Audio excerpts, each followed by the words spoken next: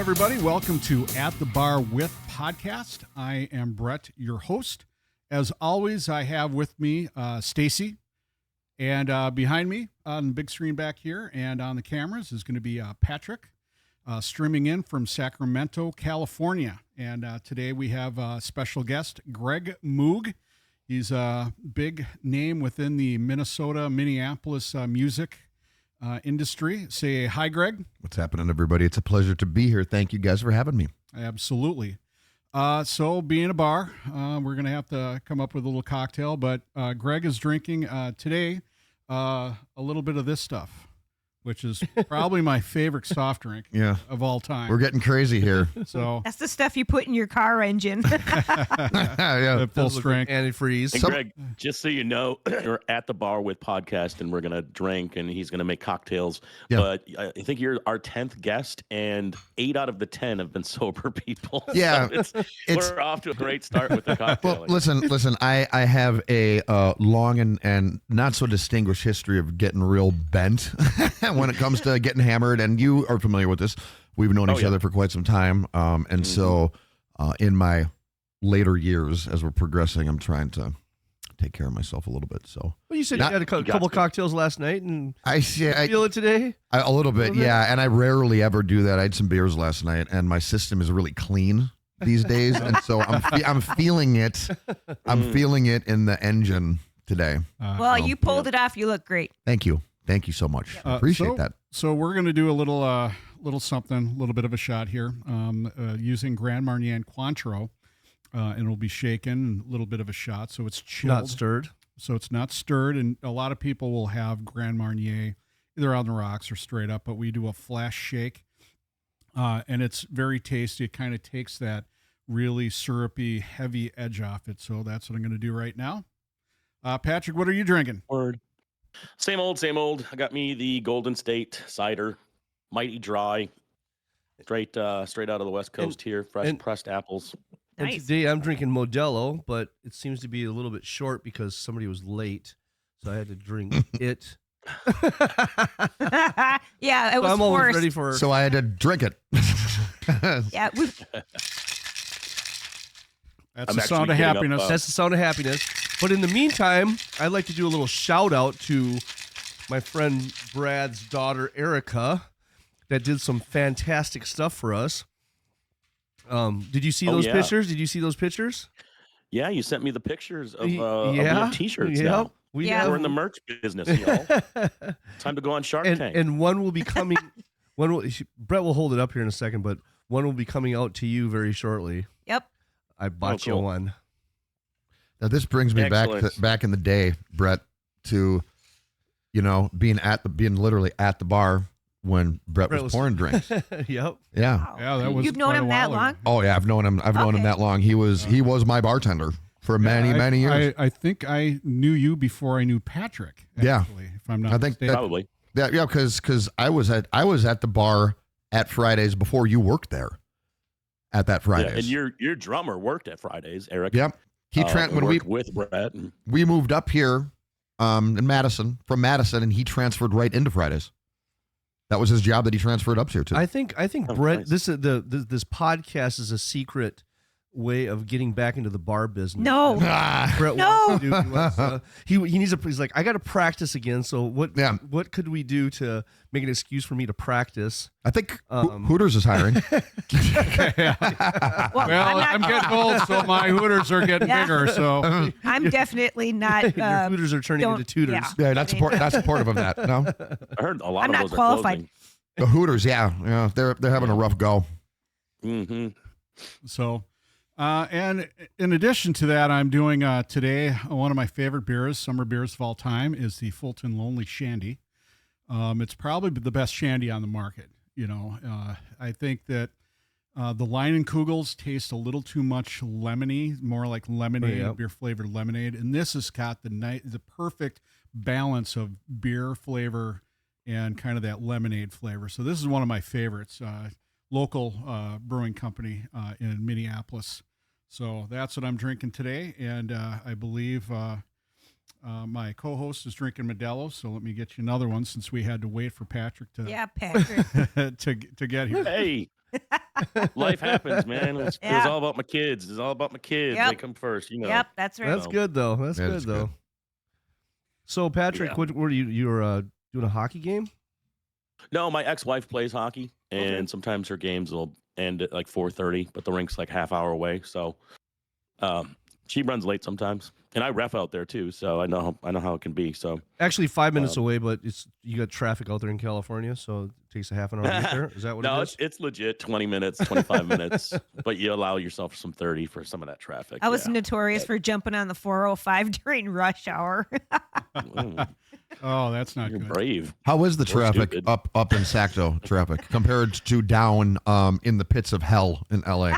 Oh, you know, it's way better here. It's, you know, I like to call Sacramento like the Midwest of California or the St. Paul of California. It's Okay. very, you know, it's not too big, not too small. It's Yeah. just right. Right. Yeah, you could throw a stone from the city limits and then you're in Agricultureville. Like it's just farms all around here. So when you fly in, you're like, what the hell am I landing in? It's just farms for as long as you can see. And then all of a sudden, boom, city. And Those are yeah. called vineyards. Yeah. All right, Yeah, well, put them up. Put them up. Put 'em up. everyone. Lots of great- Everyone, Hey. Patrick, put them up. Everyone, slancha. Cheers, everyone. Cheers. Much love. All right. So, Greg, I think I've known you longer than Patrick. And this is like, I think before you really kind of really struck into the band business and started doing that kind of stuff. So, Greg, you paid for most of my mortgage. You know what? Yeah, the calculations that I made in my head for the gratuitous drinks that were given to me, right, from Fridays, and then how I greased back in tip, right? It was a formula. I mean, it was well into the six figures of dollar amounts if you took the amount of drinks that were given and then the tip money that I gave in over the course of my time of drinking just at that one bar. If you were to think about it, and that's not even including like the people that I brought in there. right. It was an obscene amount of money. Yeah. Yeah. Yeah. And alcohol. Yeah. Right. And that was during the late 90s, early 2000s. Yes. Because that's kind of when I went to the downtown Fridays. I just needed to change I was already working downtown when I was working at Tony and Tina's wedding with Hay City Theater. Yeah. And I just liked the downtown. Great feel. great production. Yeah, it was awesome. It was a lot of fun. I got asked to be in that one once. Yeah. Oh, it's Yeah. fantastic. Yeah. It was fun. And I just liked Cheese whiz. Yeah, the cheese was for the appetizer on Ritz Yeah. crackers. But I really liked the feel of downtown at that time. Yes. You didn't have to worry about the crime. You didn't have to worry about, get fights and all Stupid people. all the stupid stuff Right. going on. Right. They had that smoke shop on Hennepin. Yeah, and they still do have a What smoke was the shop. name of that? It's still there. It's a different name. Oh, now, okay. But They had Sun's music store. Yep. Remember that? Yep. By the Domino's over there. They had All the old school right. stuff. Yeah.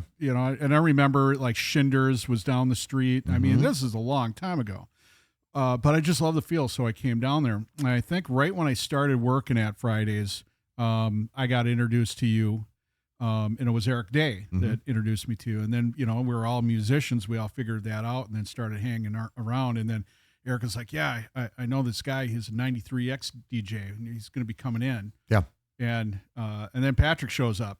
And then after that, the rest was history. Yep. But Yeah. I remember Black Flood Diesel was a big part of the Minneapolis metal scene during that time, during the early 2000s, probably 2000, 2001. Yep. Was it about that time? Yep. And along with American Head Charge, there was Stasia, there was, Black Flood Diesel, and there was a few other bands, but you guys were the staple of the metal scene coming out, and American Head Charge, they kind of brought that into the forefront Yes. nationally. Yep. So tell us a little bit about how you got together with the guys in Black Flood Diesel and how that kind of morphed into what you're doing now. Yeah. So, super interesting. I moved up here with Eric Day from Madison, Wisconsin, in a different band called Audiolux was the name of it. And, I think I was 18 years old at the time. Maybe 19, super young. I was 17 years old when I enrolled in college. And that band lasted about 6 months, right? Mm-hmm. I answered an ad in the city pages for a band called Clockwise was the name of the band. And it was vocalist needed, influenced by Tool and the Deftones. It's all it said. And it had a phone number in it, and it was Benji Hellberg's phone number. Oh my God. and so I called it, right? And it was Benji. Hey, dude. Hey. And I'm like, yeah, I'm just calling with the vocalist. Oh yeah, I'll come over. I'm like, I got a demo tape. We had tapes, cassette tapes at the time. Yeah. And they existed. yeah, Benji comes over, right? Blonde hair, 27 years old, because he's, 26 maybe, not even 27. Gets the demo tape. Oh yeah, dude, I'll listen to it, let you know what you think. So he listens to it. Oh, I like it. Come over and rehearse. So I come over and rehearse. They had auditioned about, 11, 12 guys. Wow. And went great. And then the next part of the interview was hang out with Patrick and Benji and Jason. I don't know if you remember this, P, but we were hanging out and we hung out all night. Dodd was there too. Dodd was there too. Hanging out. We were hanging out all night, drums and playing shit. drums in Benji's basement and stuff until like 6 a.m, right? And it was basically, can this dude hang? Is he? That was I picked up on the vibe right away. Is he an idiot or? And it was like, okay, so I checked that box and clearly because he called me and he's like, all right, you got the job. And I'm like, okay, I wasn't. And at that point in time, I had no idea how to sing metal whatsoever. Right. None. And I was more of the band that I moved up here with was more of like it was like a hybrid of Pearl Jam meets the Police type of thing. It was all original stuff. Yeah. But, I've always had a very loud voice. Mm-hmm. And the reason that they got rid of their old singer was because it was a look thing. Okay. Right. They had just recorded out in San Francisco with the guy who, I forget his name, but he was King Crimson's producer. Right. Yep. Okay. And they had shopped the demo. They liked the guy's voice, but he was a little bit overweight. He didn't like magnetize the crowd. And he was one of their best friends, but they made a really hard, cold-blooded decision to fire him. Right. Because chasing the record deal, right? And they saw what was going on with Head Charge. Benji's a very intelligent human being, right? When it comes to being able to read the tea leaves, so to speak. And he saw what was going on with Head Charge right away. And so did I. I was like, that's what I want to do. Okay, that's what I want to do. I knew exactly what was going on with that. Right. There was no doubt in my mind or Benji's or really anybody's before they got their record deal what was about to happen with that band.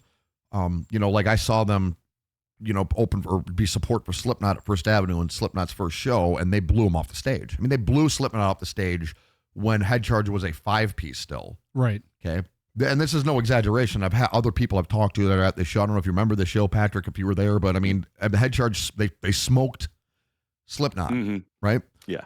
And that's all that I needed to see to I knew that I made the right decision. Well, so Benji was like, he was basically going to mold me. And I'm like, okay, hey, I'm good with that. Well, we played one show with Head Charge and Dodd in a band called Release. Guy Al Town, who is still in the music scene. Those guys. Remember Release? Yeah. And it was at Bon Appetit Coffee Shop in Dinkytown. Yeah. Head Charge had just gotten, you guys at 93X had just given them their first time playing X-Fest. It was a huge deal. Okay. Yep. And it was in May of that year. So it was before they were about to play that. And there was a big buzz about it. And Dodd actually was headlining the show. Head Charge wasn't headlining their own shows yet. There was support for Dodd. There was support for Straight Jacket. Okay. And they were just about to start headlining their own shows. Okay. And in the big room, right? Yeah. But they were just blowing. They were Benji's best friends because Benji helped them get their first shows when they were still a band called Flux. Okay, that was their name. Right. And so Benji was, all wired in and connected and knew how to kind of, be the marionette dude, right? Right. And I saw this, right? I'm not the smartest guy in the room, but I'm not the dumbest either. And even at a young age, I knew exactly what I needed to learn. And so I'm like, okay, I am now learning from Benji, and I have a direct link with Cameron Heacock, right? And so, if there's not a better thing to be able to learn from than that dude, right? From a frontman perspective. And so, for the next couple of years, that's really what I did was just sponge off of that, right? Right. And I mean, it was hard because, singing heavy metal, I mean, now after doing it for, going on 30 years, which is wild to think, but I mean, Black Flood Diesel, we changed the name from Clockwise to Black Flood Diesel, lasted one show with that drummer. He moved out to San Francisco. Eric Day had no gig at this point. We moved up here, right? All he was doing was bartending. So I grabbed him into Black Flood, and he was resistant to it at first because he's a thinking man's drummer. Right. And I think there was a little bit of a caveman type perception he had to metal at first. Right. But, he converted quickly when I'm like, dude, just think about it, because he's a hockey player. Right. I'm like, just think about it like you're gonna, beat the whatever out of someone, right? And because he's got a mean streak on him. Eric Day got a mean streak on him. Yeah, sometimes. Right? And he can, okay? And Eric Day, if you're listening, I love you to death. That's only meant as a compliment, right? He's a guy I'd go to war with, right? And so once kind of we looked at it from that type angle of the cube, it was on and popping, right? Yeah. Because he's one of the What's that? What you're talking about too is you said the word frontman, and that's kind of what Benji needed. That's what a lot of bands, great singer, shitty frontman. Correct. You could be a great frontman and still pull it off. You know what I mean? And have mediocre vocals, but as long as you got that presence and you're in people's faces and they're reacting to you, it's exactly what Black Flood needed. And I think you're right that Benji made a good hard decision. I remember the singer that was let go too, and he was a great guy and all that, but I think it was time for a change. So it was, I knew a lot of what I was doing, and I look back on it in my career, so to speak, in the business, and most definitely the biggest shows I've ever played, the best opportunities I've ever had, showcasing for Slipknot's management at the Sound Gallery where I lived. I had no idea what I was doing. Like, if I had the skills now that I can do with this, I can do it in my sleep at this point. Right. Okay. As long as I'm taking care of myself. If I knew now, then it would be game over, right? As far as having more opportunities. I wasn't that good at what I was doing. That's just all there is to it as far as my craft goes. But there was a natural, I guess, charisma or magnetism that knowing how to work a stage, right? What you're saying is that's, and it gets you to a certain point, right? To where at least you can fake it till you make it, I guess, to a degree. Well, and that's no different than kind of learning the craft. I mean, you're going from, basically from, like you said, a Police style band, not a top 40, but kind of an alternative rock kind of sound, to a very edgy metal sound. So there's a learning curve there. What's the genre in that now? What's that called? It was in new metal is definitely Black Flood Diesel would have been squarely in the new metal. I like to look at that band, and people like to what would it sound like? I like to look at it as like if Guns N' Roses were new metal. Well, and they like a dirty or Avenged Sevenfold dirty uncle. Right. And I remember it being termed as Minneapolis metal. Yep. On numerous occasions, Minneapolis metal, because there was no other sound out there. Mm-hmm. The Minneapolis metal sound had a unique sound to it that nobody else had. There are some other bands that kind of mimicked it, but it wasn't what you heard. I mean, dark and dirty. Really, grungy. It's like garage band meets, goth, which means, Slayer, metallic. It was just this encompassing metal that just had a sound that nobody had. And it was just detailed. I mean, you had the growl, you had the falsetto, powerful falsetto, and the vocals, you had really hard rock and guitars. And in some of the bands like American Head Charge, then you had a lot of the digital tech stuff that was coming through that really made this really great sound. It was almost like industrial metal meets hard rock and roll. We had management out of LA, Chad Kalick was his name. He used to play in the band 35-Inch Mutter initially from Des Moines, right? And Index Case, his band from Des Moines, Iowa, was under his stable as well. Yep. Joe Ansley, their singer's a dear friend of mine, great friend of mine, still is, right? And he and Chad, Joe Ansley always called Minneapolis Gotham City because he's like, it just reminds me of this dark vibe. And he's like, the bands remind me of Gotham City. And Chad Kalick always said, and I took it as a huge compliment, he's like, Black Flood Diesel reminds me of a band that would play in the movie Mad Max Beyond Thunderdome. Like you guys would be the background band for Thunderdome. I know you're talking. You're talking Chad from American Head Charge. No, Chad Kalick he's a different Chad. He also does American Ghost Hunter. He's okay. That's right. He produced a handful of seasons of that old show Paranormal State. Yes. You remember that? Yes, I do. He was our manager for several years after we started working with the Ultimate Fighting Championship. He then took us on as his Minneapolis band after I landed that deal. Nice. So, yeah. And the whole evolution of the Minneapolis, metal sound, it's interesting because now that I'm out of it and I can take a look back, a lot of us in the 70s and 80s as kids, we were exposed to Replacements and Husker Du's and a lot of the local music in this town up until this metal revolution came along was the hoity-toity public radio music snobs that they weren't into that sound. They how dare you growl into a microphone, just very obtuse and so I think when that exploded, it was a bunch of people that were like, we're done with your phony fake ass bullshit music and we're here and we're planting our fucking flag right here, right now. And it was pretty cool to see. From being out of town, right? Because I'm from Chicago land area, from the northwest suburbs from Chicago, right? Originally. What you're saying was very, very it was very clear that was happening. I mean, to the point to where in the community, I mean, I saw people were just done with the city pages and done with how they covered only Replacements bands and done with the fact that, Head Charge was beginning to draw 1,000 people at First Avenue on a Sunday. Okay. On a Sunday. And they weren't at worship.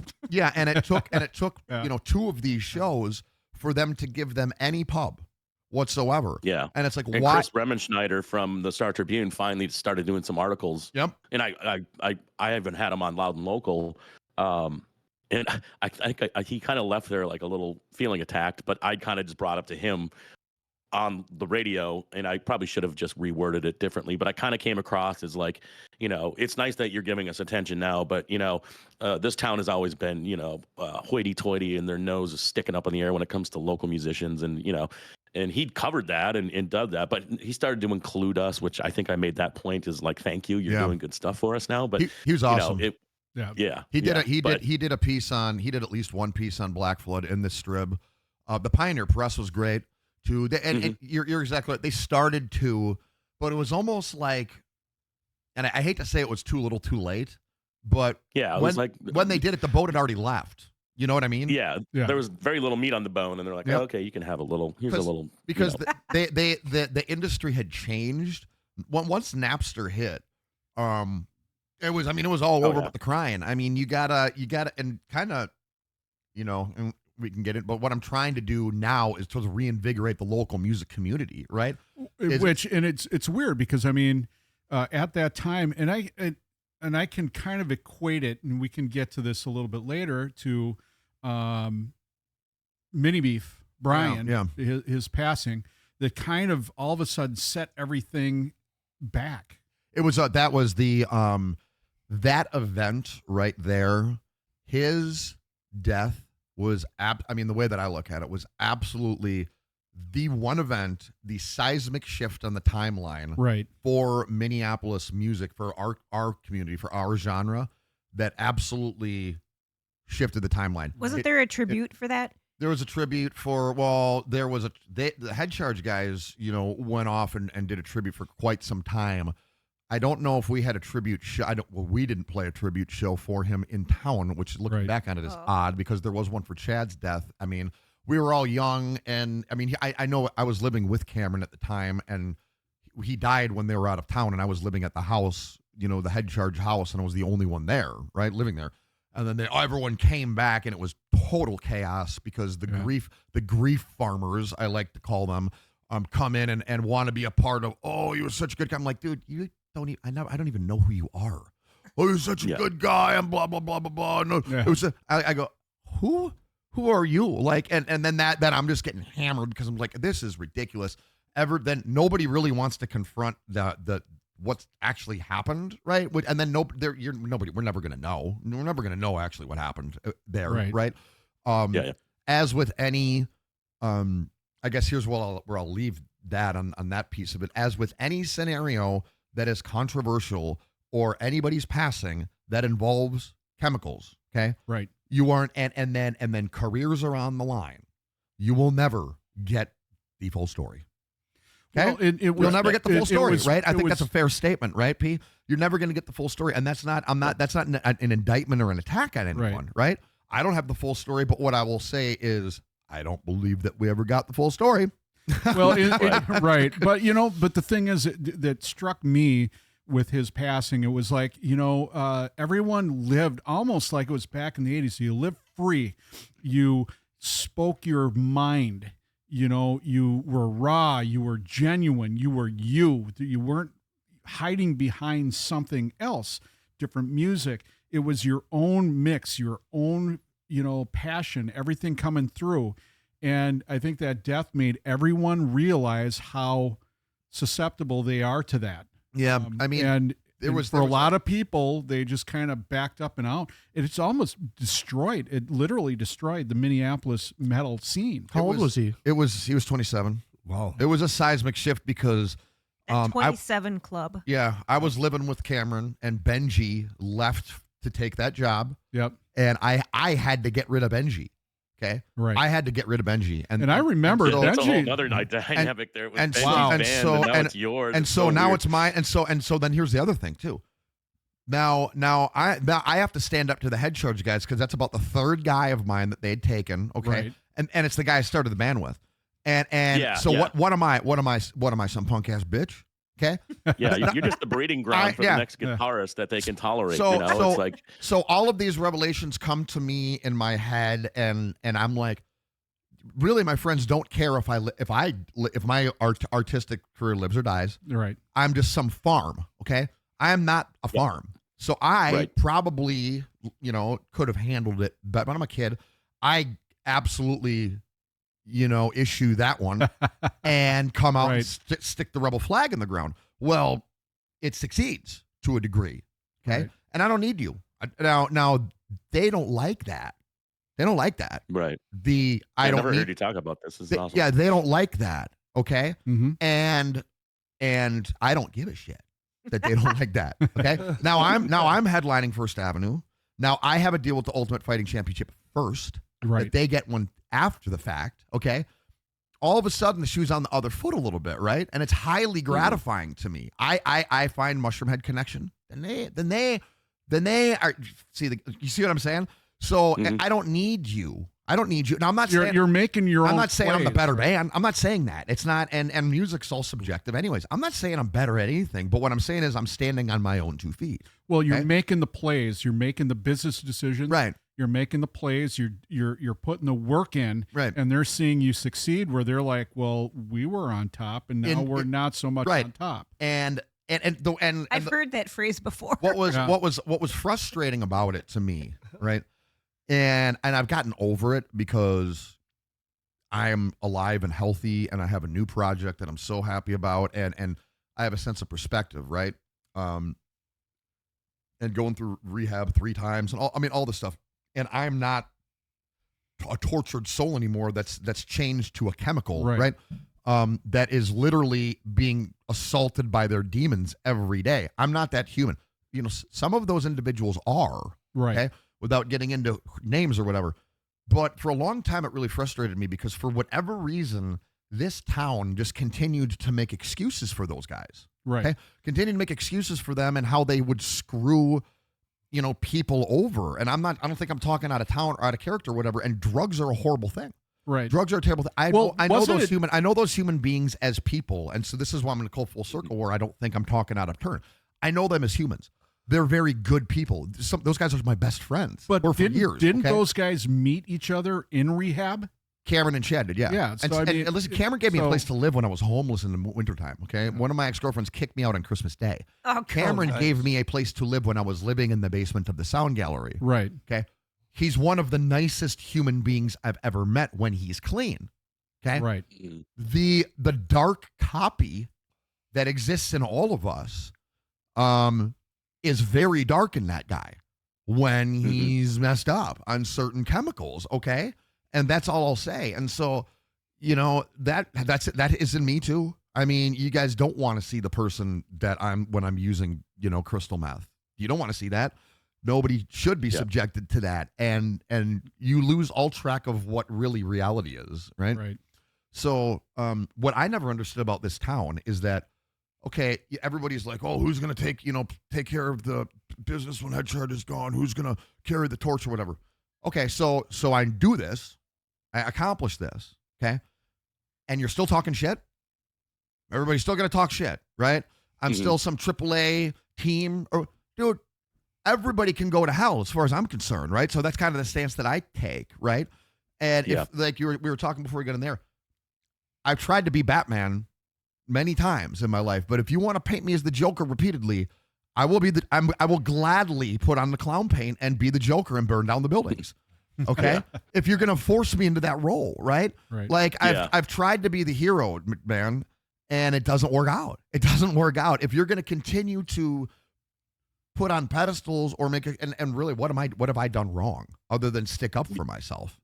But right? you fought the demon though. I mean, you went to rehab. Yep. And, you said how many times? 3 times? 3 times. Wow. And so did awesome. Chad, and so did Cam. Yeah. And those guys did it. And unfortunately for Chad, he lost the battle ultimately.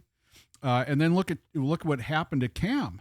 Cam got busted in California with a van full of guitar, the Guitar Center equipment, and it also goes back to when the American Head Charge got all of their equipment stolen. It makes you wonder, did Cam do it? Well, it's bad. It's bad news. But the thing is, their demons conquered them. Yes. And Cam didn't pull through. I mean, he had to go do jail time, and you got all these people that the American Head Charge all of a sudden became this cursed band. So all of a sudden, listen, there were times when. And, Brian, God rest his soul.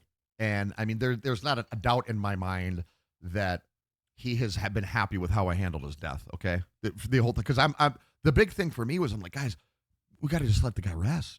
Okay. Yeah. You can't just continue to tour on his name and Benji, you're out here, you wanted this job from the beginning, and I get it. Okay. And we all know this, it's transparent, but what you can't do is you can't, a year and a half later, be continuing to tour under his banner, memorializing his name out of one side of your mouth, and on the other side, that you were just waiting for this job.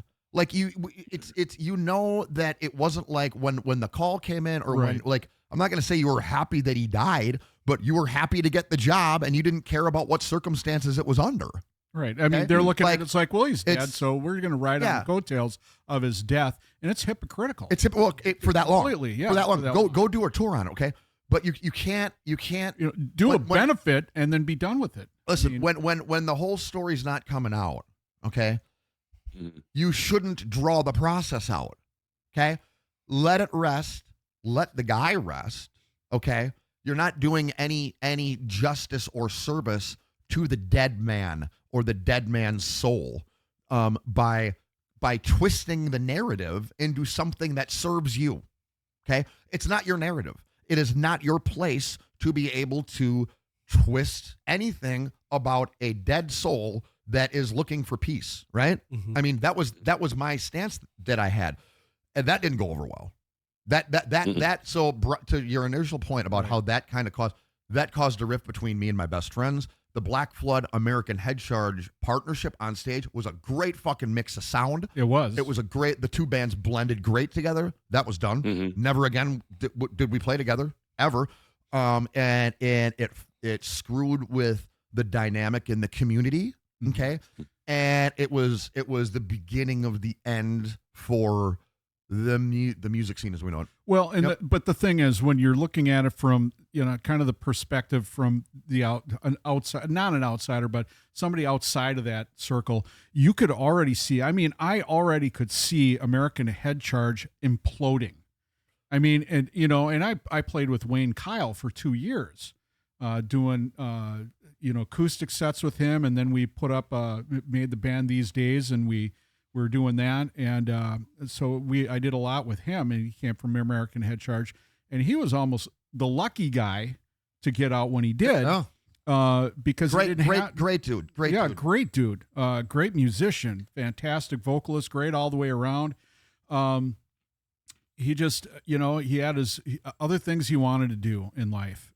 Sometimes I wonder if, like in his instance, right? And I'll talk to him on Facebook every now and then. We don't keep in great, but I mean we keep in touch. Right.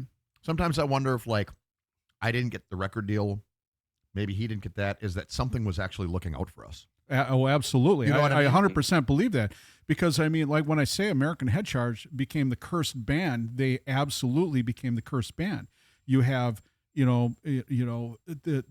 just the overall problems that they had internally, spiritually, as people, and you're right when you say, when, not just Cam, but also Chad, but you guys are in your 20s, aren't you? Yeah, at the time, You're young kids. Cameron's he's the same age as me. He might be a year older than me. We're about about the same age. Mm-hmm. So Chad was a little older. Chad to Cameron was like Benji to me. Mm-hmm. Yeah. Right. Like Chad was Cameron's mentor, right, so to speak, right? And it was almost the same identical relationship, right? Would you say, Patrick? Is that kind of accurate? 100%, yeah. So but I mean, age-wise, hold the whole thing. But the thing is, the amount of living that they did, and you guys did in such a short amount of time, and I mean, the tortured soul perspective, when you take a look at where you grew up, where you came from, what your experiences were, the dirt floors you had to sleep on, and the things that came with it that kind of tortured you. No motorway had to go to and the rehab music, 3 times. but then the music that came from that was just incredible.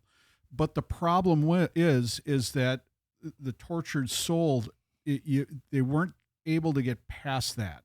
It's hard. And it's a hard life, right? So, and that life, did that inspire the music? Did that help make that music too? It's I think so. It absolutely. And I mean it's definitely, it gives you a channel to go places. Even to this day, this day, I mean, I'm 46 years old. I'll be 47 this year, but I've made the commitment to be as a lifelong artist and creator, right? I'm gonna make music and be a vocalist till the wheels fall off. But I've also, with that comes part and parcel with I've had to give up the concept of materialism. Mm-hmm. Okay.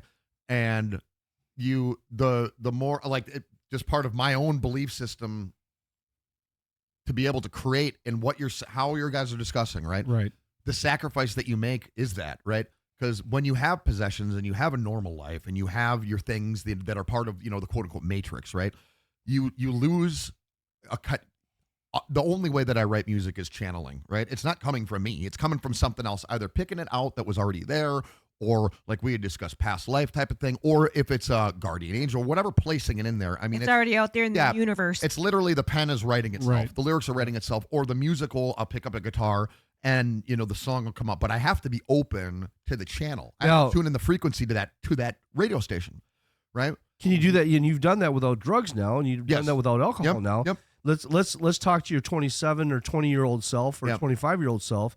How, if you're speaking to these young kids that are doing this now, how can they get into that without going there? So, that's a very good question. What it is you have to, in my humble opinion, unlearn everything you're programmed to learn. Okay. My belief system is that literally everything we are taught from K through 12. Okay. It's not a coincidence that in rehab, you have a 12-step program, and in grade school, you have 12 grades. Okay. Mm-hmm. It's all set up the same way to brainwash people, right? To program your subconscious mind so that when you go and walk around in the real world, you're going to spit out things, think they're part of your belief system, but really you've been programmed from the TV, the media you consume, to your educational system, right? Mm-hmm. You got to ask several layers of questions, right? The educational system is funded by something. Colleges are funded by something. This information just doesn't come up out of nowhere, right? So then you ask yourself, why are you believing who's taught to you? It's a narrative, right? Mm-hmm. Everything's a narrative. The reason that drugs or alcohol are used is because if you look at movies, cocktails are in everything, right? Have a drink. It's cool to get the girl loosened up, right? I was watching Indiana Jones the other day. You know what? I wonder how many times alcohol is in there for no reason whatsoever. That's programming people because he's cool, right? Well, and that's what they did with cigarettes. Remember right, that? Everybody was smoking. Everybody cool was smoking. So with me and with the Head Shrugs guys, I'm sure, and even if they would want to admit it or not, we grew up watching Sex, Drugs, and Rock and Roll with Motley Crue in the 80s. Right. Before we even knew that we were attracted to women, we were watching guys that we didn't know if they were women or girls doing drugs or whatever, and it was just Sodom and Gomorrah, right? Well, you're programmed that way. it's like- it was right? cool It's like back chips, dips, chains, and whips. Correct. then. Correct. What's that movie? Oh, Weird Science. Yeah. But that was the whole thing. It was so cool. Right. There was this magnetism about it, and everybody went to that. And then all of a sudden they got hit with this stuff, and all of a sudden it brought them into a different room. The cool room, and all of a sudden you're going to the back room, and then it is dark. Yep. And it's bad. And and I'm like so happy that that you kind of pulled through, because you were the smart one. Not only with your vision and what you see, but music pulled you out of a lot of stuff. Yeah. And you were able to do that while you see, and again, going back to American Head Charge being, a cursed band, a lot of these guys, in fact, almost all of them couldn't. It's hard. It's hard. It's hard. So it's hard. And listen, how did your journey begin to kind of push that stuff away and keep the integrity of your vision and music? That's a really good question. 2015, I went into treatment 2 times, right? And the thing with me was alcohol was never, and I haven't given up drinking, permanently, right? Drugs were always, I'm a drug addict and an alcoholic secondary is kind of the way I look at it. But my drug of choice is crystal meth, okay? And it was always uppers, right? By the grace of God, I'm literally allergic to opiates. Like if I were to take too much Vicodin, I'd like break out and itch, okay? So I'd never got shackled with the heroin bit, right? I've tried it, and I never got so sick in my life, and so I've never wanted to do that type of stuff. But it wasn't until, the third time that I went into treatment, I'm like, you know what?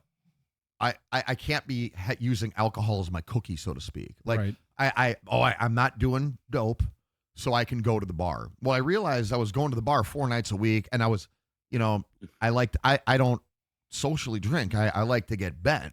Okay. And so that's a coin flip. Like, half the time you're going to get fun, Moog. The other half the time you're going to get, I'm going to literally start a fight or try to sleep with. Close your eyes, put a blindfold on, and point a finger at anybody in the room, right? Typically it's not a dude, but you get enough cocktails in me and it will be a guy and his wife or a guy's wife, okay? or screaming at them at the same time. I'm serious. Okay?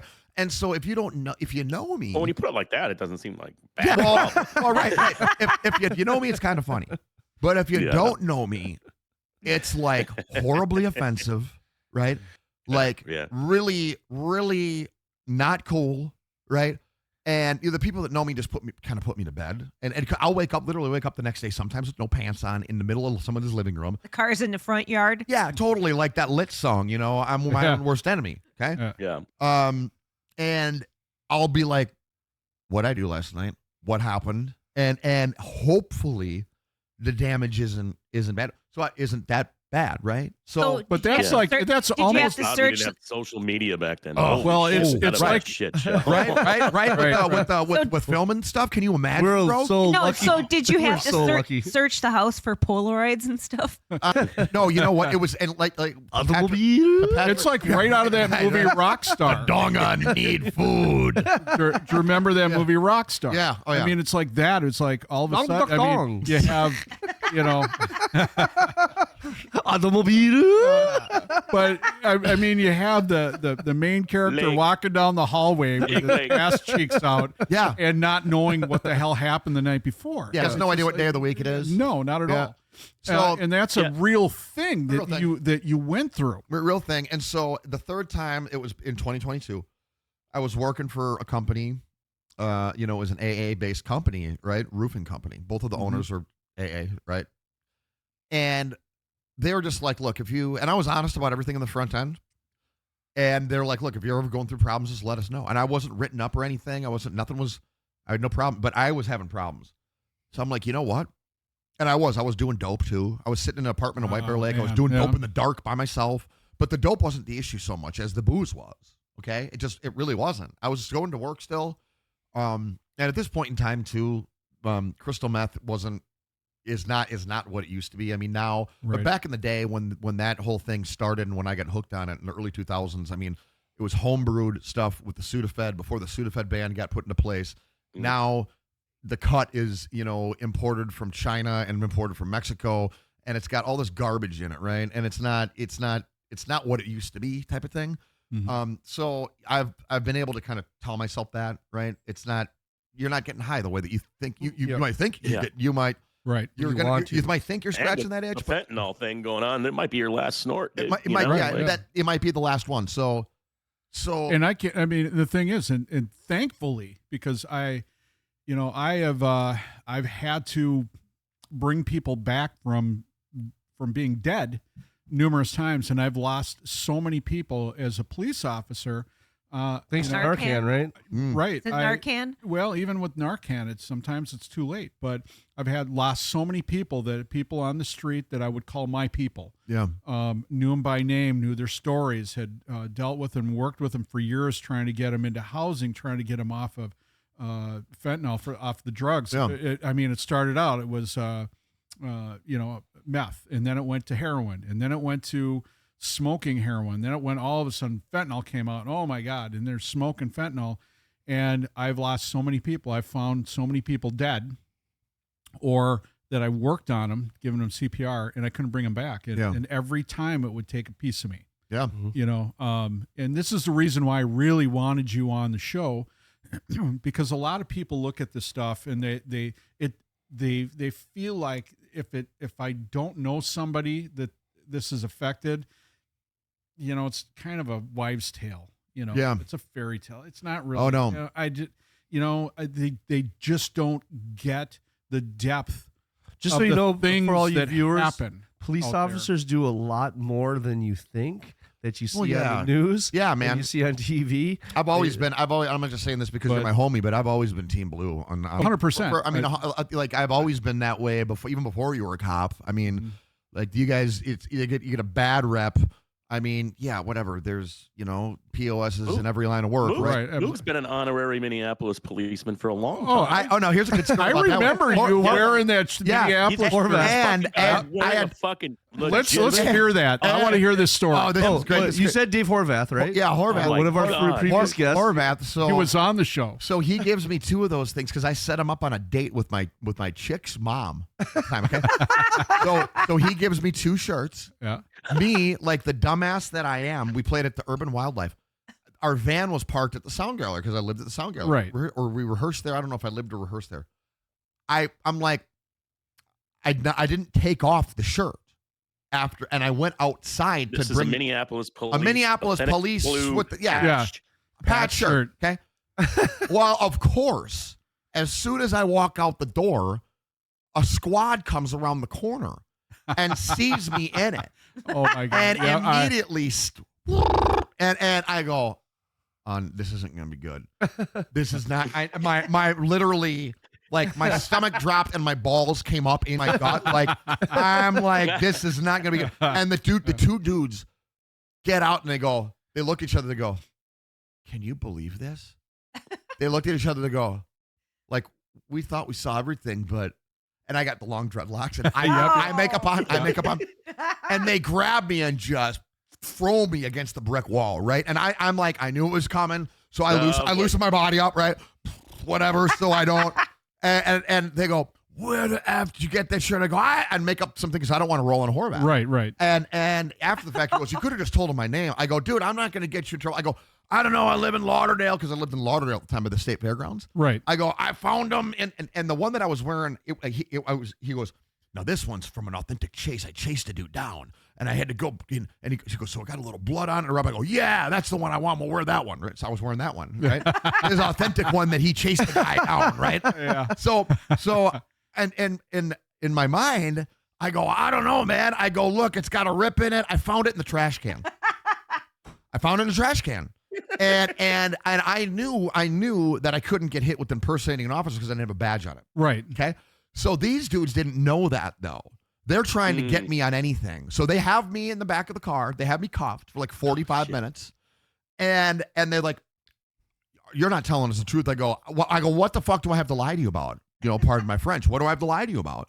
They go, you got this in a trash can? I go, well, look at it. It's ripped, man. There's blood on it. I go, I don't know. I go, I'm a performer. People like to see this stuff. I go, look at me. I got eye makeup on. I just played over there. You want to go talk to the club? You get it from the YMCA. Yeah. I go, you can keep, I got nothing to hide. I go, but if you got nothing on me, you got to let me go. I go, as far as I know, impersonating an officer, you need a badge. I go, I'm not impersonating anything. I go, I'm just on stage wearing this. I thought it was cool. I go, and I had another one home. So I go, take it. Just take it. Yeah. I go, I don't want no smoke. I apologize. Yeah. And they go, don't ever do something stupid like this again, you idiot. And I go, I'm sorry, sir. Sorry. And then they let me go. And then the band was like, what took you so long? I go, well, you're not going to believe what just happened. I'm like, then I told You have no shirt on. Did they let you keep the shirt? No, they took the shirt. They took the shirt and I walked across the street with like no shirt on or whatever. And then came back in with like half naked, right? With the van like an hour later. And like, what? I go, why don't you have any clothes on? And I'm like, well, this is, what just happened. I just got pitched up against a brick wall by two Minneapolis cops taking the shirt back. I'm like, I got another one home. No. And Horvath was like, well, dude, you could have just told them my name and they would have just let you go. I go, I don't want to get you in trouble. I wasn't going to roll on you.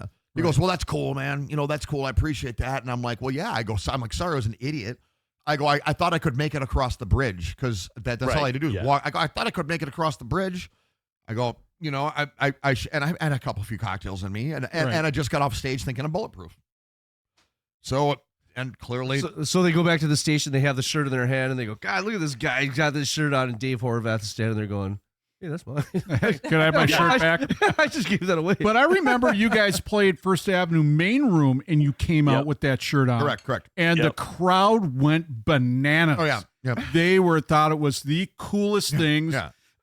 Minneapolis cops heard about that and were like, fuck yeah. They like it? They were. Yeah. I mean, because Hey, I was. Moog, I got a bet for you. I'll give you $100. You put that thing on and go down to the George Floyd area. Yeah. All right. Stop. Well, I got now. Stop it. Random. Stop We'll it, see how Pete. long you last. I do have. It's a different enemy altogether there. Stop it, The Pat. cops probably won't No, even come in. And yeah, they Stop They it, won't even come and Pat. save you there. No, it's stop it, P. I Okay. in There's an edit. that apartment that I lived in Wiper Lake, the person that I was subletting it from, right, worked for the White Bear Police Department. Right. And I do have two of her White Bear Lake Police communications shirts that have the patch on it. Yeah. So I do have like something is given. I do have those sitting in my. I have now. It's not as cool. It's not because those were Minneapolis police. I mean, And it's weird because even the Minneapolis bands, American Head Charge, they had friends with MPD. Mm-hmm. You guys had friends in MPD. Literally, Stasia, all those guys had friends in MPD. Yeah. I mean, and you guys are always about back in the blue. Yeah. Five-finger death punch. Yeah, man. Back the blue. I mean, Well, it's just same with military, dude. yeah. I mean, It was weird because these bands are so chaotic and so much going on. I suppose but they loved the people their cops. the people who think otherwise. I'm sorry, this is a bunch of boneheads. Like what are you gonna do? You're gonna have no rule? Okay, well, if you're gonna go that way, now I am anti-establishment everything. Okay, I will be clear about that. I do think all of civilization has to burn to the ground. I do think that. Okay, but while we have, well, that's because you're I'm not kind talking, of a conspiracy theorist. But that's different. Yeah, no, totally. And I'm not talking just America. I'm talking China. I'm talking everywhere. Like, and all of structure has to get peeled back to the ground, right? But while we have this, what are you gonna do? Not have cops? Come on, man. But you guys had So really instead good of cell phones, we're all gonna have like stone slabs and those chisels that communicate. But you guys had really good conversations. I mean, I remember Dave Horvath working part-time over at City Center, and the cops had good discussions with you guys and vice versa, and they figured out that they're people. Yes. And it's all about the person, and and the personal relationships that I developed with people out on the street were that I wasn't the police. Right. I was a cop, and I'm not the police. You can't lump me in with everybody else. I'm an individual person with individual thinking, and this is how I think. And some other cop may not think that, and I'm not going to damn him, but this is the way I think, and this is why I'm going to help you out, and this is why I want you to come to me when you need help, because I'm not that guy. I'm not the guy that doesn't care about you. I truly do. Right. Or slams you up against a wall. Well, and I mean, remember the time when it was both. I mean, I got pitched up against that for. You got manhandled. Remember the time it was a brick wall. It was a brick wall right across the street from the Urban, and I mean. Whoa. Well, remember when some guy tried to attempt to mug me, and him and his 4 friends, and I got literally my ass kicked out in front of the refuge. Okay. And I was standing on the corner talking to this. This is when I was a bartender at TGI Fridays, and there was this guy. He was a street poet, really good. Yeah. And I would always give him $5. Well, let me give you, my sheet. No, that costs you money. I just loved hearing you. Yeah. So I'd give him $5. And we were talking outside, and then some, frat guy was like, shake my hand. And I'm like, yeah, no. No offense, dude, but I don't shake hands out here. Right. And he's like, no, shake my hand. And I'm like, I'm not shaking your hand. And he's all hammered. And some guy says something. I turned around, and all of a sudden this punch hits me in the face. And then I go down to the ground, and they start kicking me in the face. So my tooth went through my lip. I ripped up the bottom of my lip, and I just thought to myself, if I don't get up, I'm dead. I'm going to be brain damaged. So I got up, and I fought my way out of it, and 2 out of the 4 guys left with a severe limp. Yeah. And the guy that hit me, I just went like this. I saw the blood, and I go, you're fucking dead. Right. And his eyes got big and went, oh, crap. Yeah. So I went after him, and then Minneapolis came up, and I put my hands in the air. As soon as they said stop, I put my hands in the air, and I stopped. I'm the victim, and they maced me. What? Pepper sprayed me. Wow. And what did you call that cop? You called him a name. Well, I called him Rain Man. All right. So they cuffed me up. I'm bleeding all over. I'm like, guys, you just pepper sprayed the victim. Right. Okay, I'm standing on the corner. I just got my ass kicked. Well, why didn't you stop fighting when we told you to, so I could get my ass kicked even more? Right. No. Right. I stopped. I put my hands up. You pepper sprayed me. And the guy looked at me, and another cop comes up, and he had stripes on his arms. I figured he's the sergeant at the time. He's like, "What happened?" I'm like, "Well, I'm standing over there. The guy is, I'm talking to this guy. The guy wants to shake my hand. This other guy that's pushing people around." I said, "No." He sucker punches me. I go to the ground. They kick me in the face. I got up. I handled some business, and you guys told me to stop fighting. I put my hands up, and then I got pepper sprayed, and I look up, and the cop that pepper sprayed me, I go, by fucking Rain Man over there. Yeah. And another cop comes over and stands up. He goes, yeah, what he said's correct. He wasn't talking about me calling Right, man. right. But it's funny that he phrased it that way. But he goes, double entendre. He goes, he was correct. Everyone says that he got his ass kicked. He's the victim. And this one guy, and I'm like, and I was pissed. I'm like, well, get me out of these handcuffs. And this guy goes, why don't you shut your mouth? And I'm like, and I said something really stupid. Oh, Uh-oh. what? He goes, if you don't shut up, I'm going to take you behind this alley. I'm going to kick the shit out of you myself. I'm like, Oh. you're going to throw me in the trunk to do that? Right. Oh, that didn't. that did not go over. They had to separate those guys. Oh, because there was an incident where they actually took someone to put them in. That's actually true. Put an American. I know who did that. I know who did that. He was a patient of the doctor. Whoa. Yeah, it was bad. That struck a nerve. Right, and their excuse was he smelled so bad they couldn't have him in the police car. So they put him in the trunk. That's a different incident. So that's a normal thing to do. Oh, it was someone. Okay. Anyway, so they stink. So I said that, and that set everything morons. off. And this is like early 2000s. So here I'm at home. See, that right there is why people don't like the cops. Because it's like you're an idiot. That's an idiotic excuse. Come up with a better excuse. So Brett said, I'm going to become a cop and clean this town up. Well, no, but that was, I'm going to clean up the town and the reputation of the department. But I'll tell you, at that point, it was that day that I thought that this guy that said he's going to bring me down the alley and kick the crap out of me, and the other guy, pepper spraying me me being the victim, and everybody laughing about it. That was the time I thought, you know what? Screw this. You know what?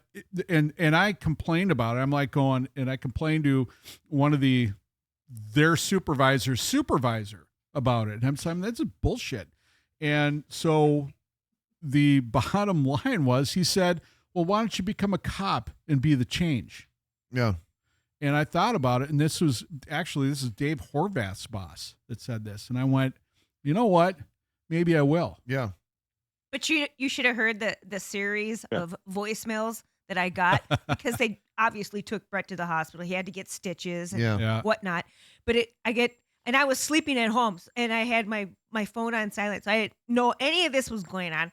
But I hit the first message was like, "Oh, Gene, I'm in the hospital. You gonna come get me?"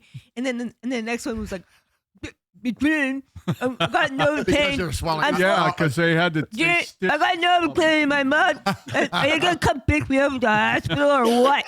And then he comes home and he walks in the room and he looks like a freaking he looked like, I don't know. Remember the Goonies? Raggedy Ann and Andy. Remember the Goonies? Yeah. So then remember the Goonies? Yeah. The what was the good at the Snickers bar? Who? Oh, Sloth. Sloth. Yeah, that's what I looked like. Oh yeah. So then I'm laying in bed and he turns the light on and he goes, "You come get me from the fucking hospital." I'm like, holy shit! Who the fuck is this in my freaking bedroom? Right.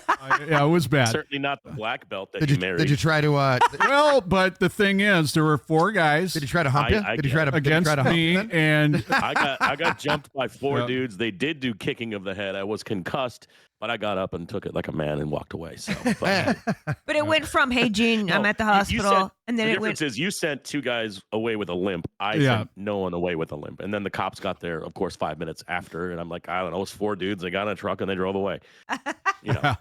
But but that was the whole thing. When that happened to me, I thought, you know what, and I was mad, and I go to this guy. I'm not going to say his name. I'm just saying, this is such bullshit. I mean, why did they treat me like this and this and that? And he goes, well, why don't you become a cop and be the change? Right. And I thought about it. I'm like, you said? That was the day that I thought about it. I'm like going, why not? I go, well, what do I got to do? And he's like, you got a degree. I'm almost done with it. And he goes, finish it. Right. You can be the change. And then it was almost like divine intervention, because a few days later, a guy named Jack Nelson, who was the chief of police for Metro Transit Police, Gene goes meets me. She goes, come meet me up at Axel's, and I meet Jack Nelson, one of the coolest guys I'd ever met, and he's like, I would hire you in a heartbeat. Get it done. Just get your degree done. Yeah. And do it. Then I went, I'm going to do it, and I did. Yeah. And Jack is a stand-up guy. Stand-up guy. And he sold me on it. He's like going, what are you doing as a bartender? What's your retirement look like? I was like, retirement? What do you mean retirement? What's that mean? Right. I don't think about my retirement. I think Jack had like 4 pensions. Yeah, he's like, and he went over. I got this pension, this.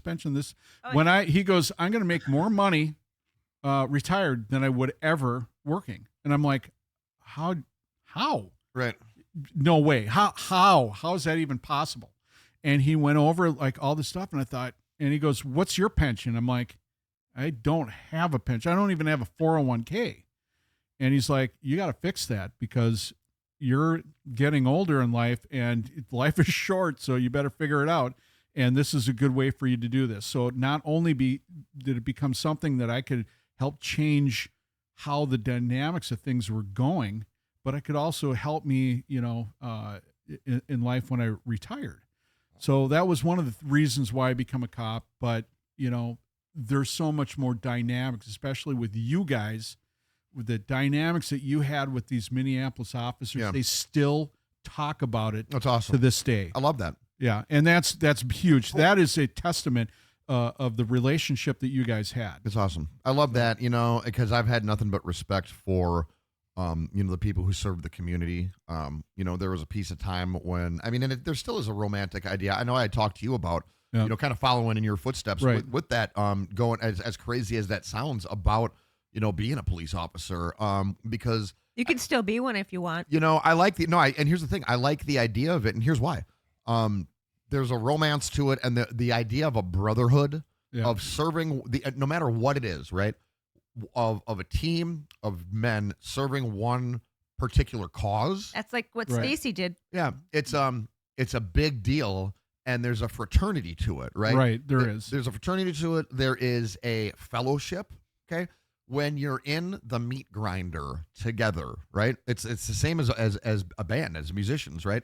When you're in it together, you see things that other people don't, and the public perception of who you are, it turns into, I would assume it doesn't really matter, right? Because I relate to that. It doesn't really matter what, you get to the point where they just don't understand, right? Well, and that goes back to the fact that the things that you went through with your band, with other bands, and what brought you guys together like this is no different than what the things that I've gone through as a police officer with the people that I work with and the people in my industry brings us together like that. And that's probably why you guys kind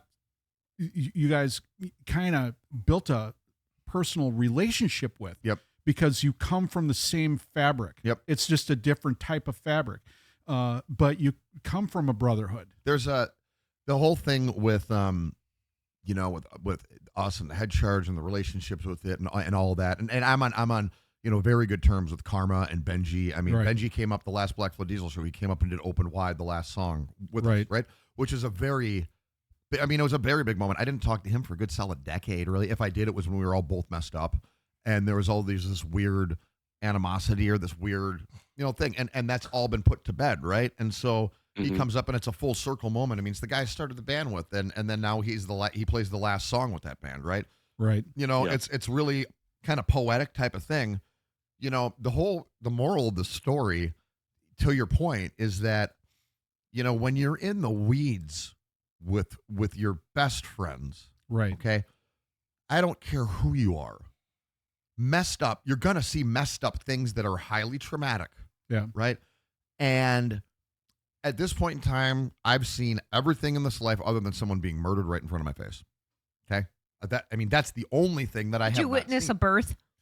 I've been in the room when my child was born, but I would not sit there and watch it. I just wouldn't. Yeah. I wouldn't do that because I'm like, I go, listen, I gotta sleep with this woman again. And Just the fact is that thing getting that big. No, seriously. And then seeing it all with all the fluids and all that. And it was broad daylight. It wasn't at night either. And like the woman was like so presumptuous. She goes, okay, I'm gonna need you to hold this leg, and I go, no. I go, listen, I ain't on the clock here. That's when Greg goes, yeah, I ain't on the clock here. I go, you got some that stuff you put in your nose so I don't smell this? I go, I'm going to sit on this chair. He actually asked for the placenta and afterbirth and had it the next morning for breakfast. Oh, there we go. Yeah, stepped it up. Wow. Why? Yeah, I mean, Why? No, that is Even if you did that, why would you even say that? Listen. Because a Kardashian did it. If we're deep in the woods here, and you can decide whether or not you want to edit this one out, but I'll get this story out here real quick. Someone that we know very well, okay? I won't mention his name, okay? But it's a guy. It's a guy. But he was, he was with this chick, okay? And he had, slept with her, and it was of the suspicion, maybe the sneaking suspicion that he had knocked her up, okay? Didn't know, okay? But the smoke clears, okay? And he's like, okay, I got out of that one, okay? Because he thought she was going to entrap him, so to speak, right? Okay. Well, one night before going out to a show, he goes over to her apartment, and she's into. We both know this girl too, okay? I know, Patrick, you know this girl. She's a part of the Minneapolis scene, okay? And this is a guy that we both know and has actually come up in conversation here, but I'm not going to name names. No, don't. Okay? I'm not going to name names. I won't name names. But he goes, Greg, the most messed up thing happened, dude. He goes, I went over to her house, and she goes, do you like the painting? Do you like the painting on the wall? And he goes, I guess, and it was like this abstract art painting of like, paint splashes, of red paint splash. Oh, that wasn't red paint. And she goes, that was supposed to be our child. Oh my! Oh, jeez. It was the aborted fetus. Oh, are you kidding? Shit. What doctor would give it to her? Wait, that's what she told him, at least. Okay, so if it was a lie, it was to mess with his head. Okay, but I absolutely believe that this happened. If that was an actual abortion, that was at home, because you are not getting any. You're not getting that back. You are not getting it back. No. So that's just paint. It's not like going to the for dentist her saying it to him just to get at him. That's it's probably that one. And either, I tell you what, it got to me, and it still got to me all these years later. Retelling the story, it's given me the heebie-jeebies. She's angry with him, and she splashes paint and says, "That's your kid." That was supposed to be Mark. That was supposed to be Mark. But that's going to mess with somebody's head. So I mean, that's some vindictive stuff. Well, it would that's not an abortion. It could have been if there were chunks. Well, not even that. Not even that. What he saw was paint and stuff. The things that women will do to mess with the mind. I know, it's gross. A can of cream of mushroom and tomato soup, and you mix it together. All right. All right. So wait. How did we get from this? How did we get to this from talking about music? I don't even know. It was Stacy saying, "Can we make music sober?" And then that's what triggered all of this. And the answer is no. We cannot. No. So now, Lane Staley, I think it was my fault. Music sucked when they got sober or dead. I think it was my fault. Sorry about that. Now. But now, all that aside. all of that aside. Let's put that stuff aside. That's a good. Now, that's a good. With, I like with all the things that you've gone through. Subscribe, hit that like button. Wow. with your becoming sober. Yes. Okay. You said you had three different times that you had to get sober. 3 times. What happened with you to make it stick the third time? That's a good question. Yeah. So the third time when I was in, I mean, it was as simple as something told me when it's sitting in the dark. It was, you call it your guardian angel, I call it my oversoul, right? Your oversoul, something told me. Yeah. Your connective, your connective tissue, your connective spirit. Your right? higher spirit, right? Your oversoul, right? Yeah. Told me, this is your decision. This is your third time. You can continue to do what you do and you will not see 50. Okay. Or you make the phone call for help and you clean up and you can have a life that you thought, right? You have a second chance. And it was just that simple. And I am a very spiritual person. I am absolutely much more of a mystic than a logical human being is what it's turned into. In practice as well, like in the form of some of the, if you want to call it magic, whatever you want to call it, it's I've gotten into that absolutely. Some things that, people would call a cult. I'm going to send you home with a smudge stick. Yeah, perfect. I love that. So, I mean, it's smudged dick. Wait, what? No, that's what's in your pants, Patrick. Yeah. Here you go, Brett. We can't get through this. We can't shake the South Park humor. Right. It's called. It's old. But you were saying though. It's an old Indian tradition. Smudge stick. No, I'm all about it. It's sage. Yep.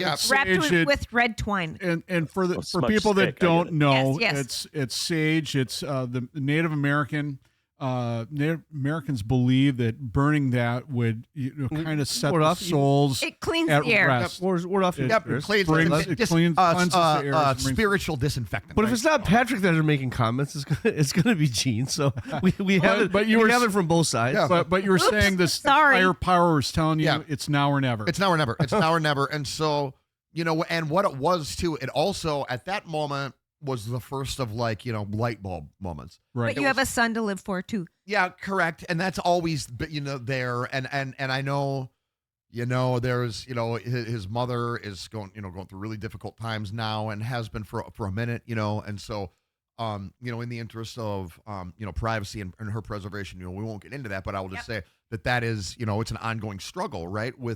And addiction's a very difficult thing. And so he needs me more than ever.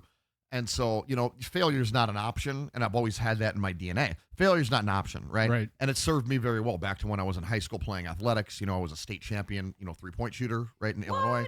So off the racks, like the NBA, they have a 3-point championship, and so I won that my junior in high school. I was a state champion. That's impressive. Yeah, when Kevin Garnett was a senior in high school, I was a junior down there, and so it's the first, I believe, the first individual state champion in my high school's history. And so it's because I wanted it. And with music, I've gotten a lot of things done, maybe not on the highest levels, but I've accomplished a lot of things and lived a rock star life, so to speak, right, that a lot of people would love to experience because I wanted it. Right. So like what Stacy said, like after the third time, what changed? Well, it was wanting it. And it was wanting it. And it was also listening. Right. Mm-hmm. So, you have to come, in my humble opinion, again, and this is just my life experience, right? And so I'll never say that there's no right about it, but it's just our own life experiences and then being able to communicate, what's worked for me. Right. You have to dropped to your knees and realize that the human being, the human species, we never wrote all the rules here. We never make the rules in our form, okay? Mm-hmm. We are taught that we are the top of the food chain and that we are the alpha and the omega, so to speak, of the animal kingdom. But again, going back to unlearning everything we're taught, I believe that's false information, okay? There is something greater than us. There is something that created us. What that is, I don't have the answer to, okay? I think that I do know what that is, but that's not for me to teach people, right? Right. But what I absolutely am convinced of is that something created us in the form that we are. It's in all of the tablets and all of the scriptures, right? People choose to not believe it, right? And that the second that you relinquish control of the idea that you have to have control, right, you begin to get into a flow state, right? I was talking with my bass player, Chewy, right? He's been sober for 25 years. And I go, dude, we're having, just talking about having problems with communicating with someone. And it doesn't matter if you have the right piece of information. This is life in general. You can have the right piece of information, the blueprint, whatever. The person you're talking to is going to run into a brick wall, walk off the cliff until they realize they didn't come up with it themselves. Right. The only way to get somebody to do things your way is to implant it in their mind or manipulate it to them to make them think they're coming up with the idea themselves. Oh yeah, right. Believe me, you almost have to play dumb about it, right? Believe me, that's the kind of the deal that I had to make when I worked on the street. Yeah, I would, in order. I don't want to fight with this guy. This guy's 6'3", 260 pounds. I'm 5'11". Barely. Are you sure that wasn't pounds. Patrick? Idiot karate. I'm kidding. I don't want to fight with this guy, but how do I talk him into coming with me? And I kind of did the same thing. I would plant the seeds and talk, and all of a sudden he's like, "Yeah, you know what? I really need to take care of this warrant. Why don't we go on and do this?" And all of a sudden I'm like, "Oh, thank God." So it's the same type of thing. Is that I just surrendered to the fact that That's a good word. You have to use that word. Yes. Yeah, surrender. That's yep. You got it. It's exhausting. Greg, I in 2007 did the same thing too, but I was just exhausted. You're I was exhausted. just like, it's hard to get up at noon to go to work on a radio station at 1 p.m. on a Saturday. Yeah. Like It shouldn't be. Or I didn't even go to bed. It's like, yeah, I should just be able to wake up at 9, eat breakfast, do my shit, go work. Right. And it just got to be like, you lie and you fake everything, and you're just that constant feeling of all guilt the time, and it takes so much fucking energy. Well, and I just woke up one morning and was like, I called in sick to work. I got someone to fill my shift, and I just like I called a friend of mine who's in the program, and he actually was a big rock star in the day. Yeah. He moved to Arizona. I called him crying like, oh, what do I do? And he's like, go to a fucking meeting, man. And he just like was tough love about it. And I was like, okay. And then so I started doing the thing, and I felt better. And I got like 7.5 years out of that, and it opened my mind. But at some point, I wasn't connecting with the people in those rooms anymore. Yep. And then I was kind of like, okay, I'm not them. I partied my ass off. I abused chemicals, sure, but I am not like waking up shaking like these guys are, or I wasn't a daily drinker. You know, I would just get hammered 3 days a week. But at the end of the day, I was just not connecting with that. And then on top of it, when I was going through my divorce, we went to therapy. And then the therapist said, I would like to see you on the side individually, because I think you got some demons you need to work out. Right. And so through that and some medication, I was like, okay, cool. You know, so I can do this because tomorrow morning I'm taking my girls to Tahoe for the golf tournament. So I know I'm going to have, this is my second one since we started, and I'm probably maybe have a third, but that's it. But I'm a big boy. You're a big handle dude, right? But I have that ability and decision, and I'm not exhausted. You know what I mean? Like I can take it or leave it. And what I was doing with it before was treating destructive some of the mental things Good I for you. had Good for you. Yeah. with the alcohol. So the alcohol was my Crutch, Zoloft, so to speak, and not the healthiest version of a medication. There's a lot that's of kind of what I sum it up to, and it's my story. No, you're I'm not exactly saying if you're going to AA, jump out and try drinking again, because that's not going to work for everybody. But that's mine. I absolutely co-sign on what you're saying. You know, it's and what you were talking about earlier about being programmed. You go in those rooms and you start spitting out shit. Well, that and those guys, and I had an issue too with that too. It's like, you know, I'm not here. Is that part of your plan, or do you have issues with it? Because I know you probably fundamentally do. Well, no. Here's the thing. I go to AA sometimes. The third place that I went to was all AA based, and it was imperative that I went there to have the God piece of it in there, right, and to have the submission piece in there. Okay. For me, it was like I could relate to the God thing, and then the fellowship thing. But some of the stuff gets a little kooky. Here's the thing that I had an issue with, right, with the AA, is that none of those people, all of those people are addicts just like us. Okay. None of them are licensed psychiatrists. None of them are professionals. I'm not going to get yelled at or churched by any of them about the right way to live or the wrong way to live. Y'all are just as messed up as me, man. So don't you better, like the last sponsor I had, barking at me or doing this or talking. You're full of excuses. You want to say that again to me? So when you're in the circle and everybody's introducing and telling everybody their names and stuff like that, did you say your name was Al? Alcoholic? Well, you can call me Al. Well, which is funny because Alcoholic? The guy that she worked for, same kind of deal. He went. I mean, that was one of the first things he did. I mean, at the meeting, he's just like, "My name's Al, alcoholic," and everybody laughed, and it's like, "That's not funny." That was the Betty Ford clinic. But that was him trying to create some levity in something that was just so innately depressing. You know, you got all these people with all these problems in their life, and they're telling you how much it sucks, but there's one good thing coming out of it. Yep. You can get, what I did notice about it is. And real quick, I just wanted to mention, because you touched on this, is my therapist actually said, as part of his schooling, he had to actually go to an AA meeting, and he came away with the thought, like, this is a bunch of psychologically damaged people treating other psychologically damaged people. Well, right. It's a what is it? It's confirmation bias. Well, the right? thing, Type of thing, right? Right. If you see what you want to see with what you're researching or what you're going to believe in a vacuum. Yeah. Well, You won't but believe in a vacuum, right? But the whole point of that, the whole point of AA was for people to actually come there and say, all right, this guy's as fucked up as I am. Right. And they're It's a good making place to it share. happen. Yep. And so if this guy or this gal can do it, I can do it too. So it's about leaning on somebody. That's In full circle about the brotherhood Well, thing right. that we were talking about what I earlier. see Yep. though, what I see Right. though is kind of funny because they're the people that do drugs and alcohol because they want to change something in their life, and then there's people that do drugs and alcohol because they want to enhance something in their life. Right. Now, if you have some issues that you want to hide and you want to get away from and you want to change, I need to change the way I feel about that. That's one thing.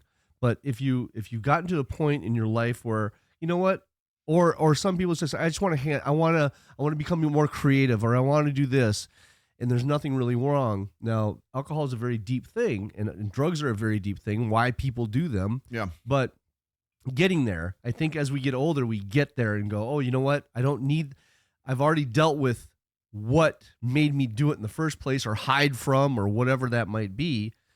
To now, where it's like, oh, okay. Well, Just you do know, it for fun. a lot of some of the spiritual stuff that I've gotten into, right, is, when you turn 40, right, there are certain oils and there's certain things, the chemistry within the body that you begin to release that you just didn't when you were younger. right. Okay. And if you don't take Yeah, it's called menopause. Sucker.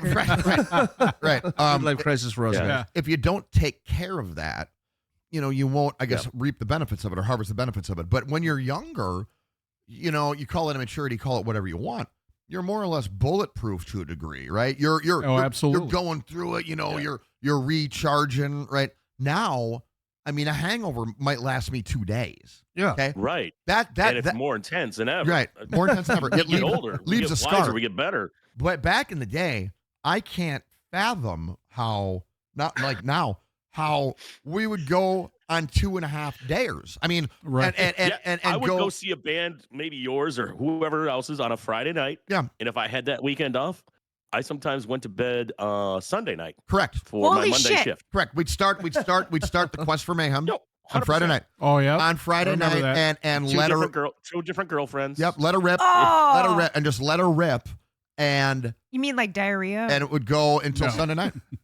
Yeah, They would no, just that was a hang regular out thing. and That was a party regular and- thing. Regular thing. There was always, and that's what was. I mean, And we'd probably be in Stacy, so here's in Fridays multiple nights. Yeah, I remember Yeah. you guys Okay, coming in. yeah. It's like I haven't even And the slept. other I'm like, allure what? is Yeah.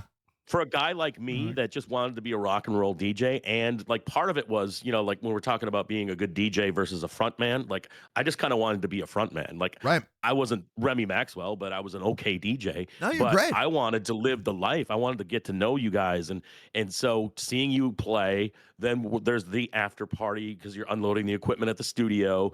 The sun comes up, studio's off. What Northeast Minneapolis bars open at 7 in the morning? Oh, Right. let's go there. 7-Eleven. As we All of a sudden, as we just keep it someone busts out rolling a- with the eye Yep, makeup someone on from the busts night out a before. bag, and then there's a Saturday show. You wear and eyeliner? then Yeah, you yeah, go to yeah. that.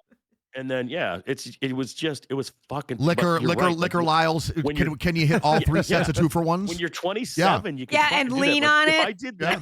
If I did that today, you would find me in an alley dead. Like it just No, wouldn't. we're so old. Several times at Liquor I would've Lyles, just we followed would hit all 3 sets of 2-for-1s and it was chemically enhanced for sure. But I mean, you didn't have to worry about fentanyl being in the blood. It was No, le- no. But it was Stand Up different- Franks. It was Stand Up Franks. Remember, Stand- Brett? Stand Up Yeah, Franks, Stand Up yes, Franks. Stand Up Franks. Oh Oh. boy. Yeah, tell him to lean on it. Oh. God.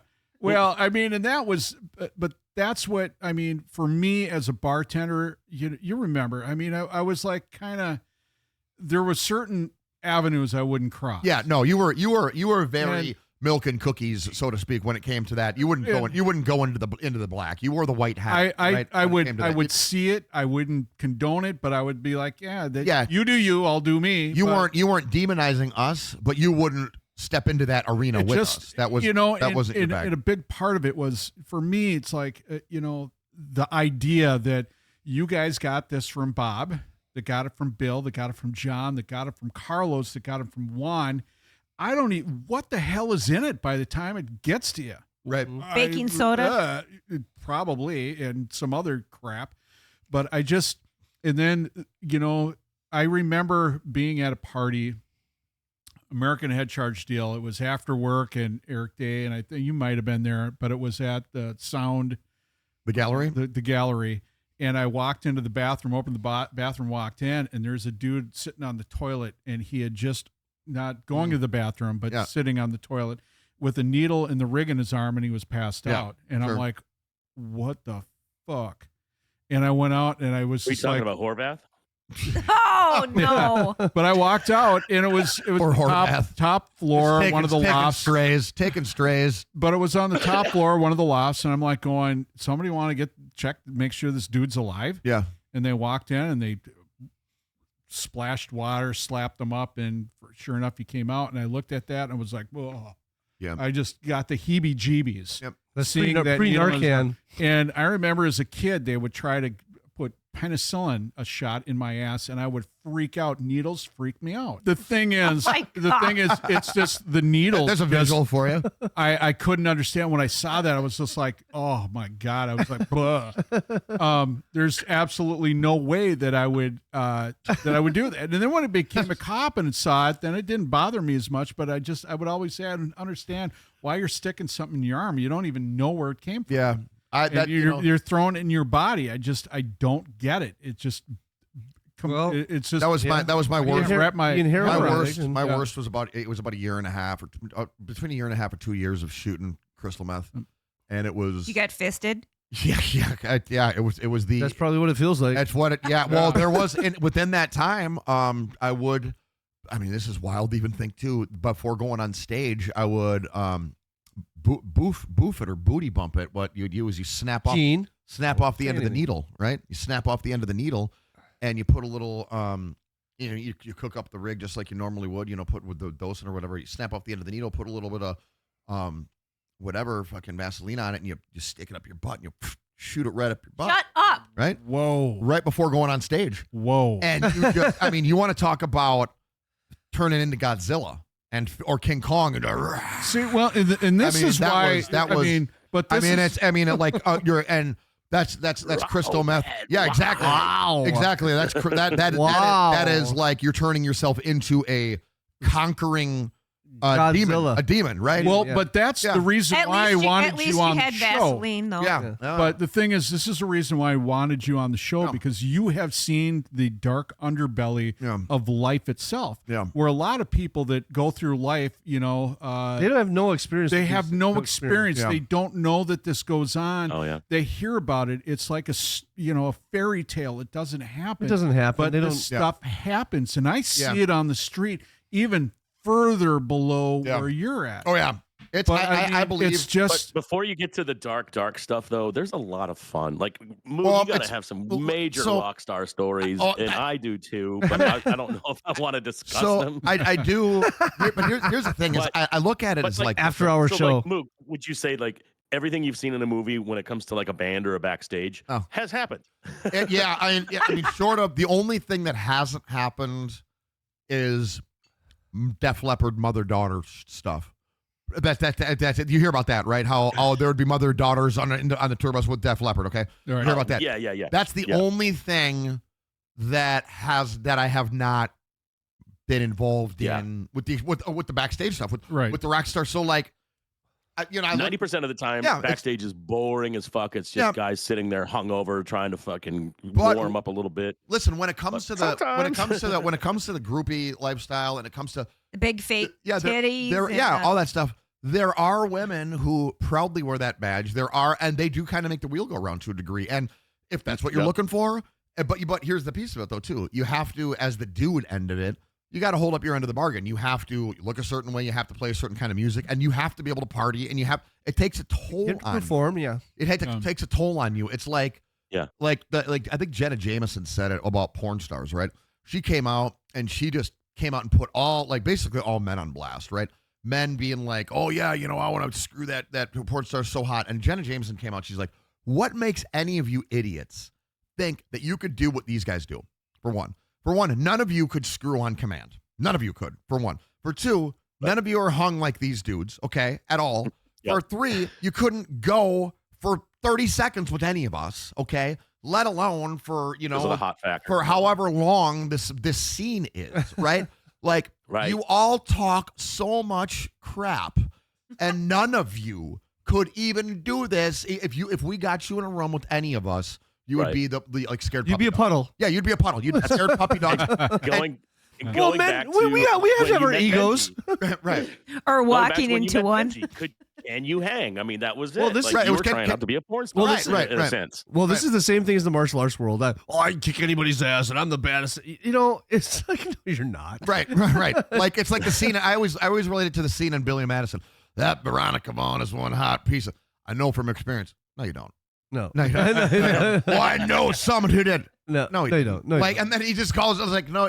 That's pretty much that Yeah. scene can get translated over into life, right? Yep. No, Yeah. no, you don't. Like, it's ubiquitous, Yeah. kind of everywhere. It's like, no, you're so full So- of it. No, But Stacy earlier had said, can you do like metal or music sober? Can And you be I think the creative? answer is yes. oh yeah, No, oh can yeah. you be There as creative, There right, is Patrick? a band called Down and Above who Yep. dominated the scene. Yeah. And this goes back to what we were talking about after Brian died, and there was kind of like this void. I was going to say, thank God a little bit. I mean, not that Brian died, but when there seemed to be a void, thank God that there was other kinds of bands that were able to step up and be the next thing. Yeah. Like Down and Patrick, Above, do you think that, very harmonic. Patrick, do you think that death made people rethink what they were doing No, it for, or how they were doing it? Well, specifically for American Head Charge, what it was in my opinion, like it was Black Flag Diesel, American Head Charge every Sunday night on Loud and Local. I had to touch on those because they were kind of the kings of the cities, and there was a little bit of fatigue with the chaos associated with Head Charge. And when Brian died, I think it was kind of like everyone just kind of regrouped. I don't think it wasn't a fear thing like, oh, metal's dead because, Minneapolis metal's dead because Brian died. It was just, there's another guy in the carousel that's going to fill the void. And now you've kind of made a copy of a copy of a copy of a copy. So when you're looking at a band in that regard, it just seemed to kind of filter down a little bit. And Mooger, I don't know if you want to interject, but that was my feeling. And so I leaned into bands like Sunset Black and Down and Above, and Skywind has always been, very professional and somewhat clean and just doing their thing. He still produces my stuff, Wally. Yeah. Yep. Yeah. And he's amazing, and she's amazing. Like, they're great. Yeah. Yeah. Wally's awesome. Yeah. Brett, we've got to have Wally on one of these shows. Oh yeah. Oh, I would love to have Wally He'd be on. great. He'd be great. 100%. Is he from Moundsview? He's up in Andover. He's from Moundsview, he's from White Bear. White Bear Lake. Oh, yeah.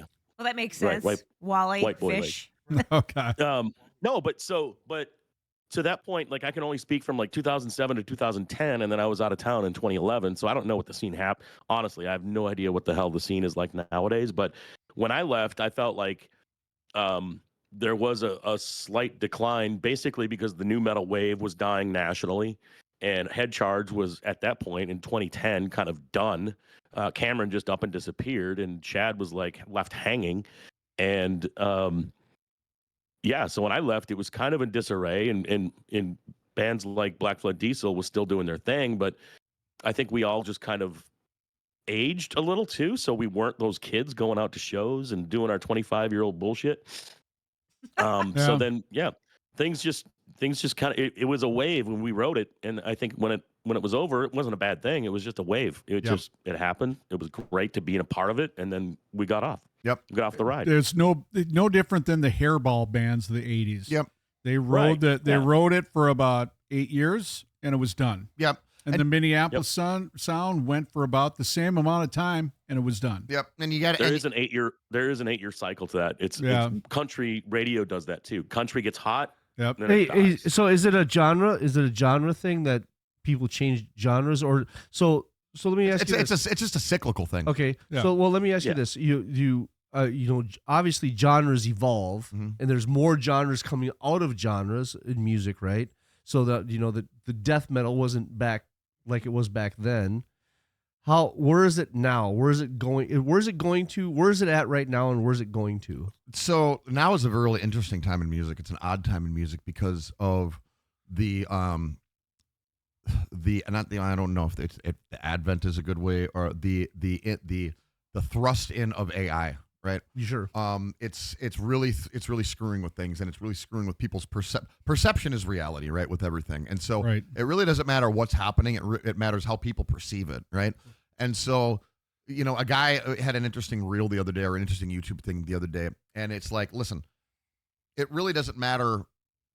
If I create organic music and whatever, and this is what the guy was saying, and this is what I suggest, right? Is doing everything as a human. But if your average citizen just wants to consume music and wants a playlist and just wants it to taste good like their hamburger and doesn't care where it came from or how it was produced, right? And that's how music is going to be looked at, that's not a good thing for the artist, right? Mm-hmm. And so for music as a whole, not just metal, right?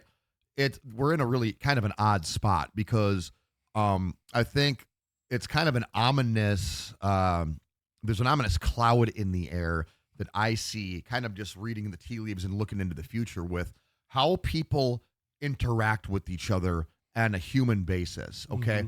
Everybody has been conditioned to have their heads stuck in their screen, okay? Right. As opposed to seeking human contact, right? Mm-hmm. People are very socially awkward to the point of being afraid the last 10 years, of discussing anything of merit. Like, I'm very direct and I speak my mind. No. And Don't. Yeah. Please, no. And will always be that way, right? And very straightforward with people.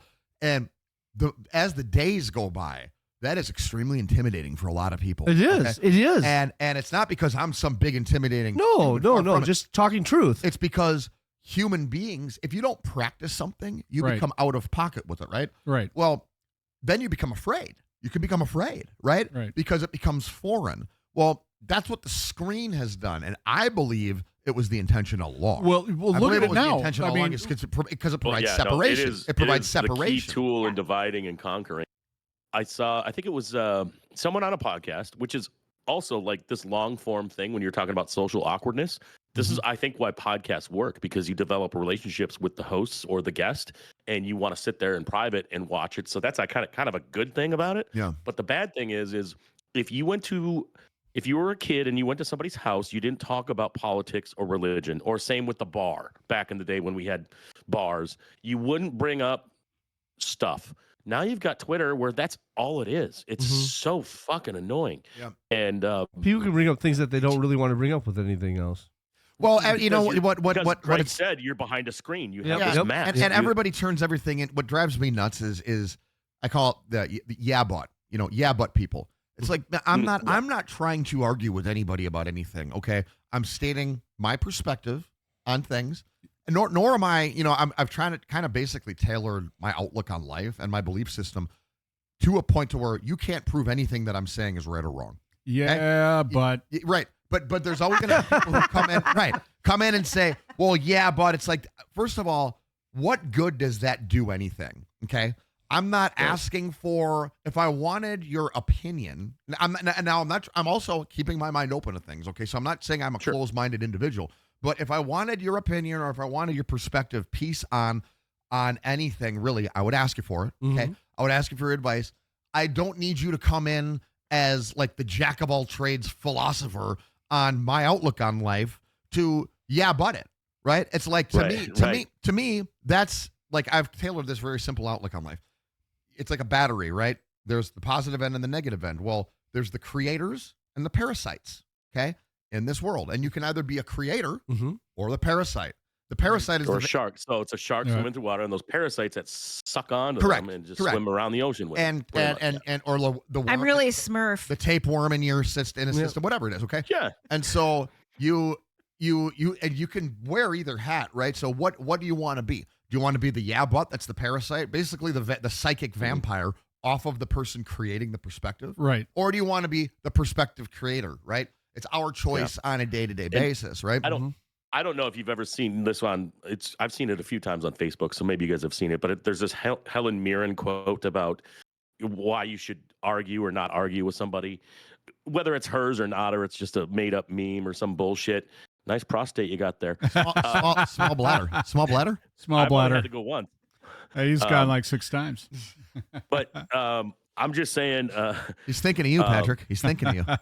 Intellectual conversation or argument or whatever you want to say what it is, you need to ask yourself, is this person capable of understanding another perspective and mature enough to be calm enough to take that in? And you know what I mean? Like, yeah. I'm a curious person and I like all sorts of ideas and different things. And I don't talk about that shit on Facebook anymore. It takes me down a rabbit hole. And I've dug that hole so fucking deep and lost so many fucking relationships. I'm like, Facebook's about showing pictures of my fucking kids for people that still care about me in Minnesota. Like, that's pretty much what it is. An interesting I'm angle. not going to start talking about Israeli, Iran bullshit. So that's a bad spot to go. An interesting angle on this one, right? But that's why like, but I've realized my point was 90% of the people that I know or even come across don't have the capability of changing a perspective at this point. They've been, like you said, programmed. They're blue or they're red or they're this or they're that, or that's not how it works. And this is a lie. And that's, I just, so at the end of the day, I don't communicate with people like I used to. And that's what's sad too. It's tough. There's that interesting. Like, I'm just like, they're not even willing to fucking be curious or hear another opinion. You can't communicate anymore because you don't have the stone slab and the chisel. Right. So well, and that's like what you were talking about with AI. Yeah. To bring that back just for a second, you saw like the new metal band that's got like 1 million hits. Sure. And it's completely AI. Yeah. Not one actual person did any of the music. Yep. It was all AI generated. And the voices too? Everything. Oh, wow. And it's like got 1 million hits. It's like right on Apple Tunes. Yeah. It's like almost number AI, one. now you can give give 5 characters, tell a plot or what you want, and have it write a whole novel. There's a website that does that. I mean, it's So 2 years ago, a radio station has Ashley AI. A radio station had an AI DJ. The entertainment industry is going to be fucked with AI. Yeah. Well, and that's why they are fighting wholeheartedly against AI coming in and doing this stuff, because it's going to put everybody out of business, and it's not going to be any kind of influential thing at all. There's going to be absolutely no perspective. No talent. Think of all the hit songs we're going to have, though. Well, yeah, that's pretty awesome. Right. And that's because people it's going to be a new Katy Perry drop every day. But it takes away the perspective of people. It takes away the life story that they tell. Right. The innovation that people have, the industry has. It takes away but hopefully everything people do in terms of putting themselves into their craft. Right. I think whether it's music or acting but when it happens, AI is going to oversaturate everything to where it's all phony bullshit, and people hopefully snap back and go, I want to go see someone play an acoustic guitar. Here's the problem is that there's always going to be a want for the organic. Right, but here's the problem that happens with that is it's going to kill off all of that.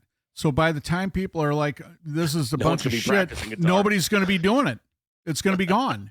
I hear you. So, well, old things come back. A lot of people like to buy vinyl because they like that crackling sound. They want that old school sound.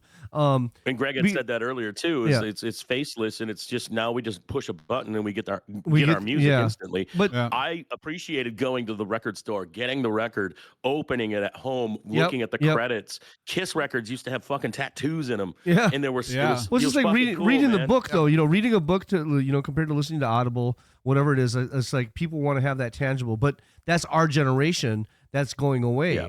Now the other problem is that the reason why music is written is because of a story that somebody is telling, that their life, something happened to them in their life, and AI can never reproduce that. They never have a life story that can say, my heart was broken, she took my whatever.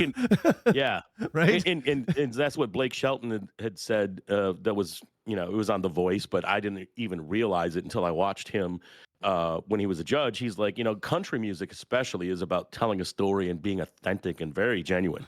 And you got to sell country music. If you're singing a hit song, but you're not translating the emotion or the genuineness of that song to the audience, you're fucked. Yep. And yeah, so you obviously know the joke of what you get when you play a country song backwards, right?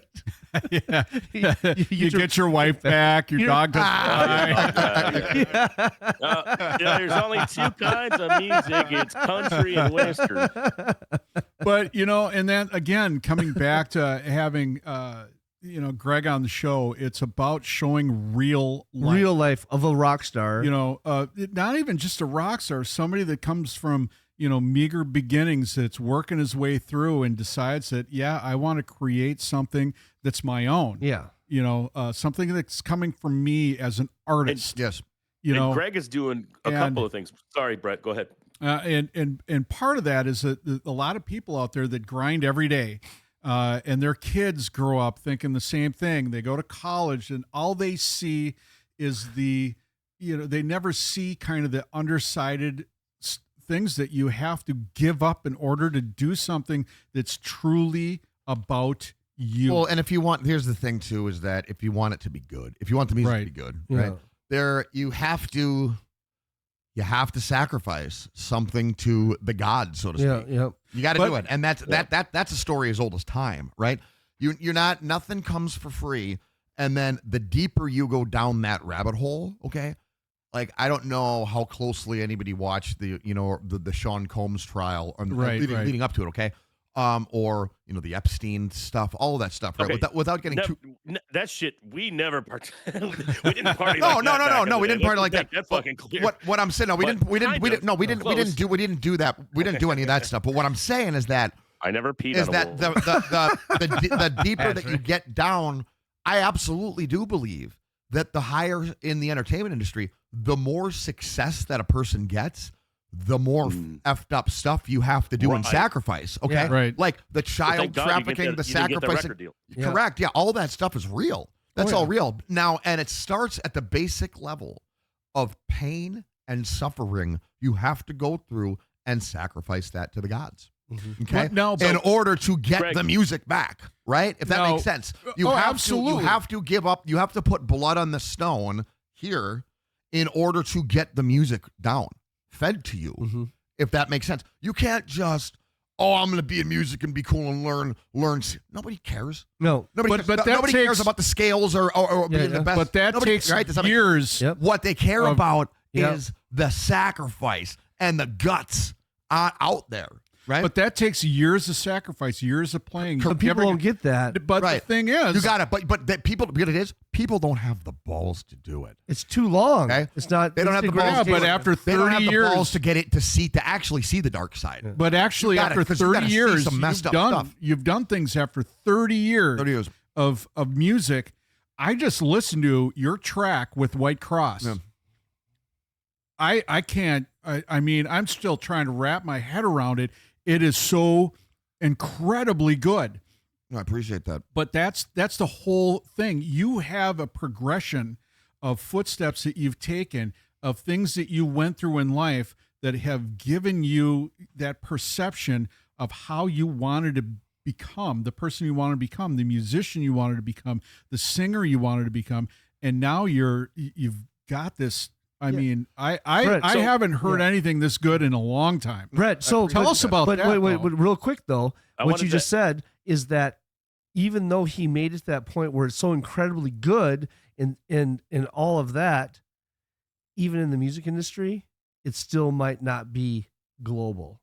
Does that make sense? But here's I mean, that's a sad thing that a lot of people have to go through. It's distinctly possible. I mean, and plus we're older. I mean, the interesting thing about this project with White Crosses is the whole reason, the entire reason Black Flood Diesel I put in the shelf is I realized, that I'm more than that. I have more. And if I'm going to do something, my oversoul told me, it's like, dude, if you're going to do something new, you got to do it now. Okay. Mm-hmm. You're running out. This isn't an infinite clock you have. And then I'm like, dude, I have more.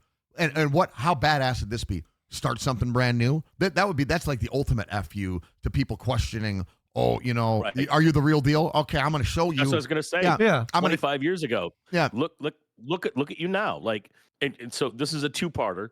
And I'm glad Brett transitioned into this. the White Crosses project that you're doing, something brand new. And then also when Brett was talking about being a cop and said, why don't you become a cop? You have actually elevated yourself to be like, I want to try to save the scene. Or at least change a scene, or provide a scene. And so you're booking shows and you're doing that thing. So I was just going to say, whether you realize it or not, Greg, where's Cameron? Where's Benji? Where's all the other ones? Yeah. Where's Shannon? Like, you're here. Yeah. Joe's still around. I mean, Shannon still does some things, I'm sure, but like, you know what I mean? Like, you're the fucking kind of like you're on the Mount Rushmore right now. He's trying to say that. He's trying to basically say you're a badass motherfucker. Oh, I appreciate that, man. That means a lot. Dude. Here's the deal. That means a lot coming from you. You know that I've always respected your musical opinion greatly. Not just because we're buddies, but you've seen. Here's the thing. You've been in the business, right? You've been in the business, and you're my friend, and I trust your opinion. Yeah. So to hear you say that 100%. Means a lot. It means a lot. It means a lot. But I really appreciate whether that. Whether you know it or not, you're like a Mount Rushmore dude of Minneapolis since absolutely. 1999. Who said OG? He just called you old. No, that is accurate. That is somewhat accurate. That is accurate. Yeah, but you all have hair. Stop it. I'm not a liar. So Greg, but my question, what are you trying to do with the local music scene? As far as like promoting. Where are you going around here? Yeah, maybe what Brett was going to talk about with White Crosses. So I booked the Skyway Theater. I booked the metal shows there, the rock and metal shows there. It's predominantly metal stuff. Yeah. That's what I'm doing right now. The Skyway Theater, yeah. Skyway Theater, everybody. Skyway Theater. Hennepin Avenue. Base 12 Productions is the name of the production company. Myself and Tempest Crane, the bass player for Harsh Reality band, the long-running band, and she's my business partner, right? Super cool, loyal. Love me some Tempest. Yeah, we look at things in a different way, which is important to me. We're way different types of people, right? But don't you have a guy that's playing with you that played with Rob Halford's band Fight? Yeah, Don Tinsley. Don Tinsley's a guitar player that's played with me for years. Played with Black Flood Diesel since 06 or 07. Yeah. And I don't know if everybody remembers. I mean, Fight was like when Fight came out with Rob Halford when he left Judas Priest. That was the band. I mean, they put together some great stuff, and it's kind of reminiscent of what you're doing. I think it's fantastic. You've got some good players. Yeah. I mean, not just good players, but players that have been around. Our drummer, fucking hilarious. You'll like this. You just said his name and I had to laugh because he told me so many stupid fucking jokes. No, I know. What's the one about?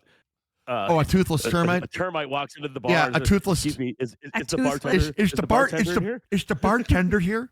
A toothless termite walks into a bar and says, "Is the bartender here? Is the bar? Is the bartender here?" I can't do it. And you got to say it like that too. Is the bartender here? A toothless termite walks into the bar and says, "Excuse me, is the bartender here?" That's the bar. Because he doesn't have any teeth. There's a short. Is the bartender? Is the bartender? Yeah. He needs the he's a termite. He eats wood, but he has no teeth. Is the bartender here? Is the bartender here? It's like the pirate joke, Brett. Oh, almost, yeah. Is the bartender here? Brett, tell the pirate. Pirate joke. The pirate joke is, this is like. What's a pirate's favorite letter? R. Yes, but he likes the sea too. He's got that steering wheel in his belt. Wow. Where did we go? Where did we go? All right, so but here's the worst joke. It's driving me nuts. There's a guy and a girl having dinner, and it's a first date. And he's like, "What do you do for a living?" And she says, "I'm a pirate." And he goes, "Oh, so you like rob ships?" And she goes, "No, I fry airplanes." She's Asian. Yes. Edit. Oh boy, bad. I know Stacy would. All right, I love it. So here's okay. I'm gonna give you the bad joke of the day, and it's really bad. So I'm gonna give you the exclusion here. Okay, so the Irish lass walks into her favorite Irish pub, sits down, and the bartender says, "So, will you be having your usual?" She goes, No, I think I'll have myself a Budweiser. He goes, "Oh, Anheuser-Busch." He goes, "Thanks. And how's your pecker? Good grief. Oh, wow. And you did that really well. Yeah, that was good. It's He worked at an Irish pub. The Irish are going to go, that's the worst Irish accent I've ever heard. That was captivating. I have a friend from Irish. I'll send it to him. All right, so I felt like I was in You Dublin. gotta be working on that thing. all right, so tell us when you're going to be playing next with White Crosses. So White Crosses, actually, we're playing this Friday at Rockfest, opening the main stage at Rockfest. July 18th. July 18th. Rockfest. And where's that In at? Cadott, Wisconsin. Oh my God, that's awesome. Don't have that? Five Finger Death Punch, Marilyn Manson, Yellow Wolf playing. Oh, the that same sounds Oh awesome. man, good time. I mean, good time. I mean, it's awesome to see that you have actually Elevated. excelled and elevated yourself from the Minneapolis scene, and you're actually bringing it on your Minneapolis sound to You're playing with big those stage. guys. Yeah, so we'll bring the heat, and it's where I feel really good about this project. It's it's a maturation of the songwriting process. I mean, it's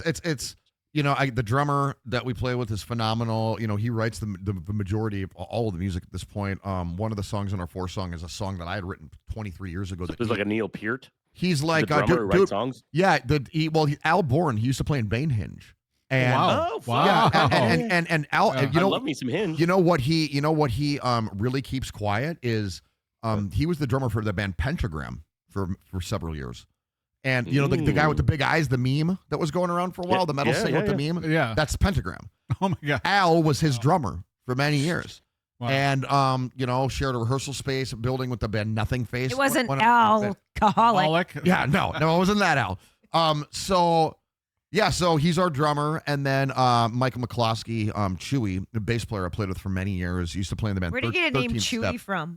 UFA. It's a good question. It's just always been his nickname. Chewy. But he's like my right hand man. He's been clean for 25 years. You are Han Solo. Exactly. And so that's the way that I look at it. I drive the ship, right? And he's huge. He's like 6'3", 220. That's ripped. why they call him Chewy. Yeah, and so he'll rip somebody's arms off, and I'm the guy that kind of fast talking gets us into good things and bad things, and he's like my co-pilot. That's awesome. And it just so happens that it worked out that way. So we're playing that. Our first show in the cities is tentatively booked for September 6th. And so there's some moving parts on that I got to get worked out from a business end of it. But we're really excited about how that's going. As far as the Minneapolis scene goes, I know what this city's capable of. And I really want to give back into something. I mean, this is the straight answer of it. I don't make any money off of the bookings that I do at this point, and it's not about that. But what's frustrated me is, seeing kind of the tribalism of the different genres, or the artists not really willing to either work together or it's the 1980s and 90s are all over. Yeah, again. exactly. We all fucking collaborated back in the correct. day. Dude. And so I believe that the competition or some of the shit talk, or I always treated it like pro wrestling. Okay, this is the entertainment business, and you got to give the fans something that they want. And there's the faces and the heels, right? Just like wrestling. Right. I had no problem being the bad guy in some instances. Okay, now some people took that too seriously, right? Whatever. I never did, but I believe that that's also why I achieved some more greater success than other people did. Is you have to make it entertainment viewing. You have to make it viewing that people will want to come see. And what makes a band great is each individual. Now, you don't want to live your real life this way. This is where people get all messed up. Right. You gotta separate the ego from the real human being. But when you're on stage, each person needs to be a comic book character. Okay? Yeah. You got to turn performance. Yeah, it's performance art, Performance art. Performance art. Now, that also translates into your promos, whatever. Sometimes the feuds with other bands. Okay? Hip-hop artists have been doing it for a long time. And that's why Slipknot was so good at that. Stage stuff, okay? Yeah. This stuff isn't real. It's never been real, okay? Up to and including, if you want to go down the rabbit holes, up to and including, like when F the Police was released, they knew exactly the reaction that was going to come out, that was going to happen, okay? That's staged by the manipulative run music industry, okay? 100%. And NWA was a co-signer on that. They didn't walk right in. They knew that was going to happen. Suburban white kids were going to eat that shit. And guess what? They also knew that it was going to populate the private prison system. Right, but guess what happened with NWA? Is like their major guy, their major rapper, end up being what on cinematic screens? Well, Ice Cube does fucking children's. Right. So the other piece of it too is that Eazy-E, arguably the most talented guy in NWA, ends up dead of AIDS. Okay, sorry, did I say that? But I mean, he did. So he gets victimized by the Matrix himself, right? And he's the most talented guy, right? So in the end, the point that I'm trying to make here is that if you don't separate from the ego in your real life, the grid will win. Okay, it's going to eat you alive, one way or the other. Whether it be them serving their agenda that they calculated out from the beginning, which is to populate the prison system, which is to get a rise out of the white youth, or to create the division between black and white people, piss off the police, which is they knew they were going to do. It's all about making money and creating division. Okay, if you don't separate yourself and realize that you're a pawn in the game, and be at peace with that, you will be Eazy-E. Okay. Well, you will die, the bottom line or you is, or you will live in the. You think it's a coincidence that you don't hear anything from Dr. Dre anymore? No, of course. He has baggage beyond baggage with the Sean Combs stuff and Snoop being involved in it. Okay, with Biggie's death. I mean, all of this stuff is all dirty industry stuff. Tupac's murder coming to all of it. Dr. Dre is complicit in all of this. Oh, yeah. Okay, well, they all are. They all are, right? And you think that it's a coincidence that he's quiet? Crickets? No. I don't think it's a coincidence. You think it's a coincidence? I don't think it's a coincidence. I just saw him on Fox News the other day. Well, right, exactly. I mean, listen, on Fox, it doesn't take a rocket scientist to figure out what's going on here. That's all that I'm saying. That Epstein list was really telling. I have the Epstein list. So, sometimes silence, paints the picture that all the words could never say. Right. Well, those are things to think about, and I hope people do think about it and take it into consideration. What's the song we're going to be putting on at the end of the podcast here? Shedding Skin. Okay, and that's from White Crosses. Yep. Give us a quick look into that song. So Shedding Skin is, I basically, the personal maturation or evolution of, myself. If a person wants to kind of internalizing it, it's literally, like what snakes do. Yeah, exactly. It's morphing out of, the old, into the new, and, you're hatching into, in my case, it's more or less just not tolerating the old way. Right. I'm just not going to put up with it. And it's from the wars that I fought, and there's a callousness that's involved in it, but it's shedding the skin of having to deal with the bullshit of humanity, right? And in a lot of ways, I do embrace what I call my reptilian side, right? And I absolutely believe that I have half of that in me, for many, many reasons. And I love the fact that that's there, because it allows me to operate on instinct. It allows me to separate from the crap and the garbage that mankind seems to always have an effect on this earth, right? When I tap into and I shed my skin of that, and I tap into my more green side, so to speak, none of that's there, right? You're operating completely within the flow state, and you're operating completely within, the animal kingdom. And so if you shed skin, does that still leave you with scars? In a lot of ways, no. That would be, and it's a very good question, or a very good way of putting it. That's the best way that you can move past that, and move past your scars. Yeah, move past the scars, and in a lot of ways, Gene, when you're in flow state, your scars, you're not thinking about that, right? Because all you have is now. All you have is the now. The past has happened. The future has not happened. All you have is the now. And when you shed your skin, you've shed the past, right? You are now, and you've reborn yourself, right? Right. I heard an interesting thing the other day. Your liver is basically your reptilian tail. It regenerates itself. Yep. Right? It's the only organ in your body that actually Thank does God. it. Yeah. No shit. Right. No shit. High five, Patrick. But I got to say, I can't wait for the rest of you to drop all the rest of the songs. Awesome. The songs that I did listen to, the one that we're going to be putting at the end of the podcast is fantastic. And Patrick, I'll get you a link to it too, so you can listen, so you can check it out. So that'd be awesome. Check it out. It's a heavy Minneapolis sound. And I've listened to everything. I've listened to everything from country to pop to rock to metal. And I listen to the talent that's within each one and enjoy that talent. This is a very talented band. So, folks. They're very tight. They're very tight, very talented. Listen to it. It's a heavy Minneapolis sound, and I absolutely love it. Awesome. Okay. I love that. Thank you for being on the show tonight. Thank you, guys. It's been a pleasure, man. It's That's awesome. very fun. Very fun. All right. Love meeting you. Fantasy, awesome. fantasy draft is coming up sooner than you know. One little last shout out to Erica for printing up these. Thanks, Erica. Okay, so Rock. I want everybody to take a look at this. Smash the like button. Erica did. Erica did. All right, this is what Erica did right here.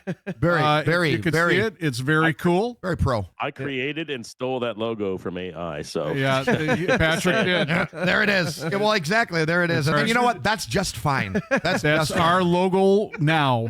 Yeah. So everybody, I can go take a long one up a short one. Yeah. All right. Thank you, everybody, for tuning in. Next week we have the week off, but we're going to be back the week after. So tune in. We're going to have Michael Jewell on the show. Oh, nice, Jewell. Yes, he's a famous downtown Minneapolis bartender. Oh, he's got story after story. Literally, everyone knows him. Sober guy. Yeah, another sober guy. Get a fucking real drunk on the show for once. For fuck's sake. The thing is, Michael Jewell is one of the staples of Minneapolis, and I can't wait to have him on. Thank you for tuning in. Please subscribe. Please subscribe. In 2 weeks, make sure you subscribe, hit the like button, and share. Yep. See you again. Take care, everybody. Peace Support out. local music. Tip your bartenders. Oh my God, that was fucking awesome. That was a lot of fun. That was awesome. Very cool.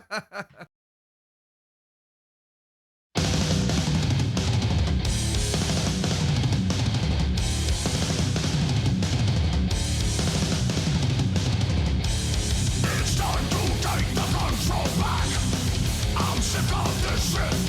It's time to speed the fall of me down into my pit. I feel that it's my obligation to spread pestilence. The ones that come smiling the table always bring false gifts. When I was born in realms of man, but something else has taken hold of me. I'm shedding my skin, shedding my skin, shedding my skin. I'm shedding skin. It's time to let gas out the bag. This planet's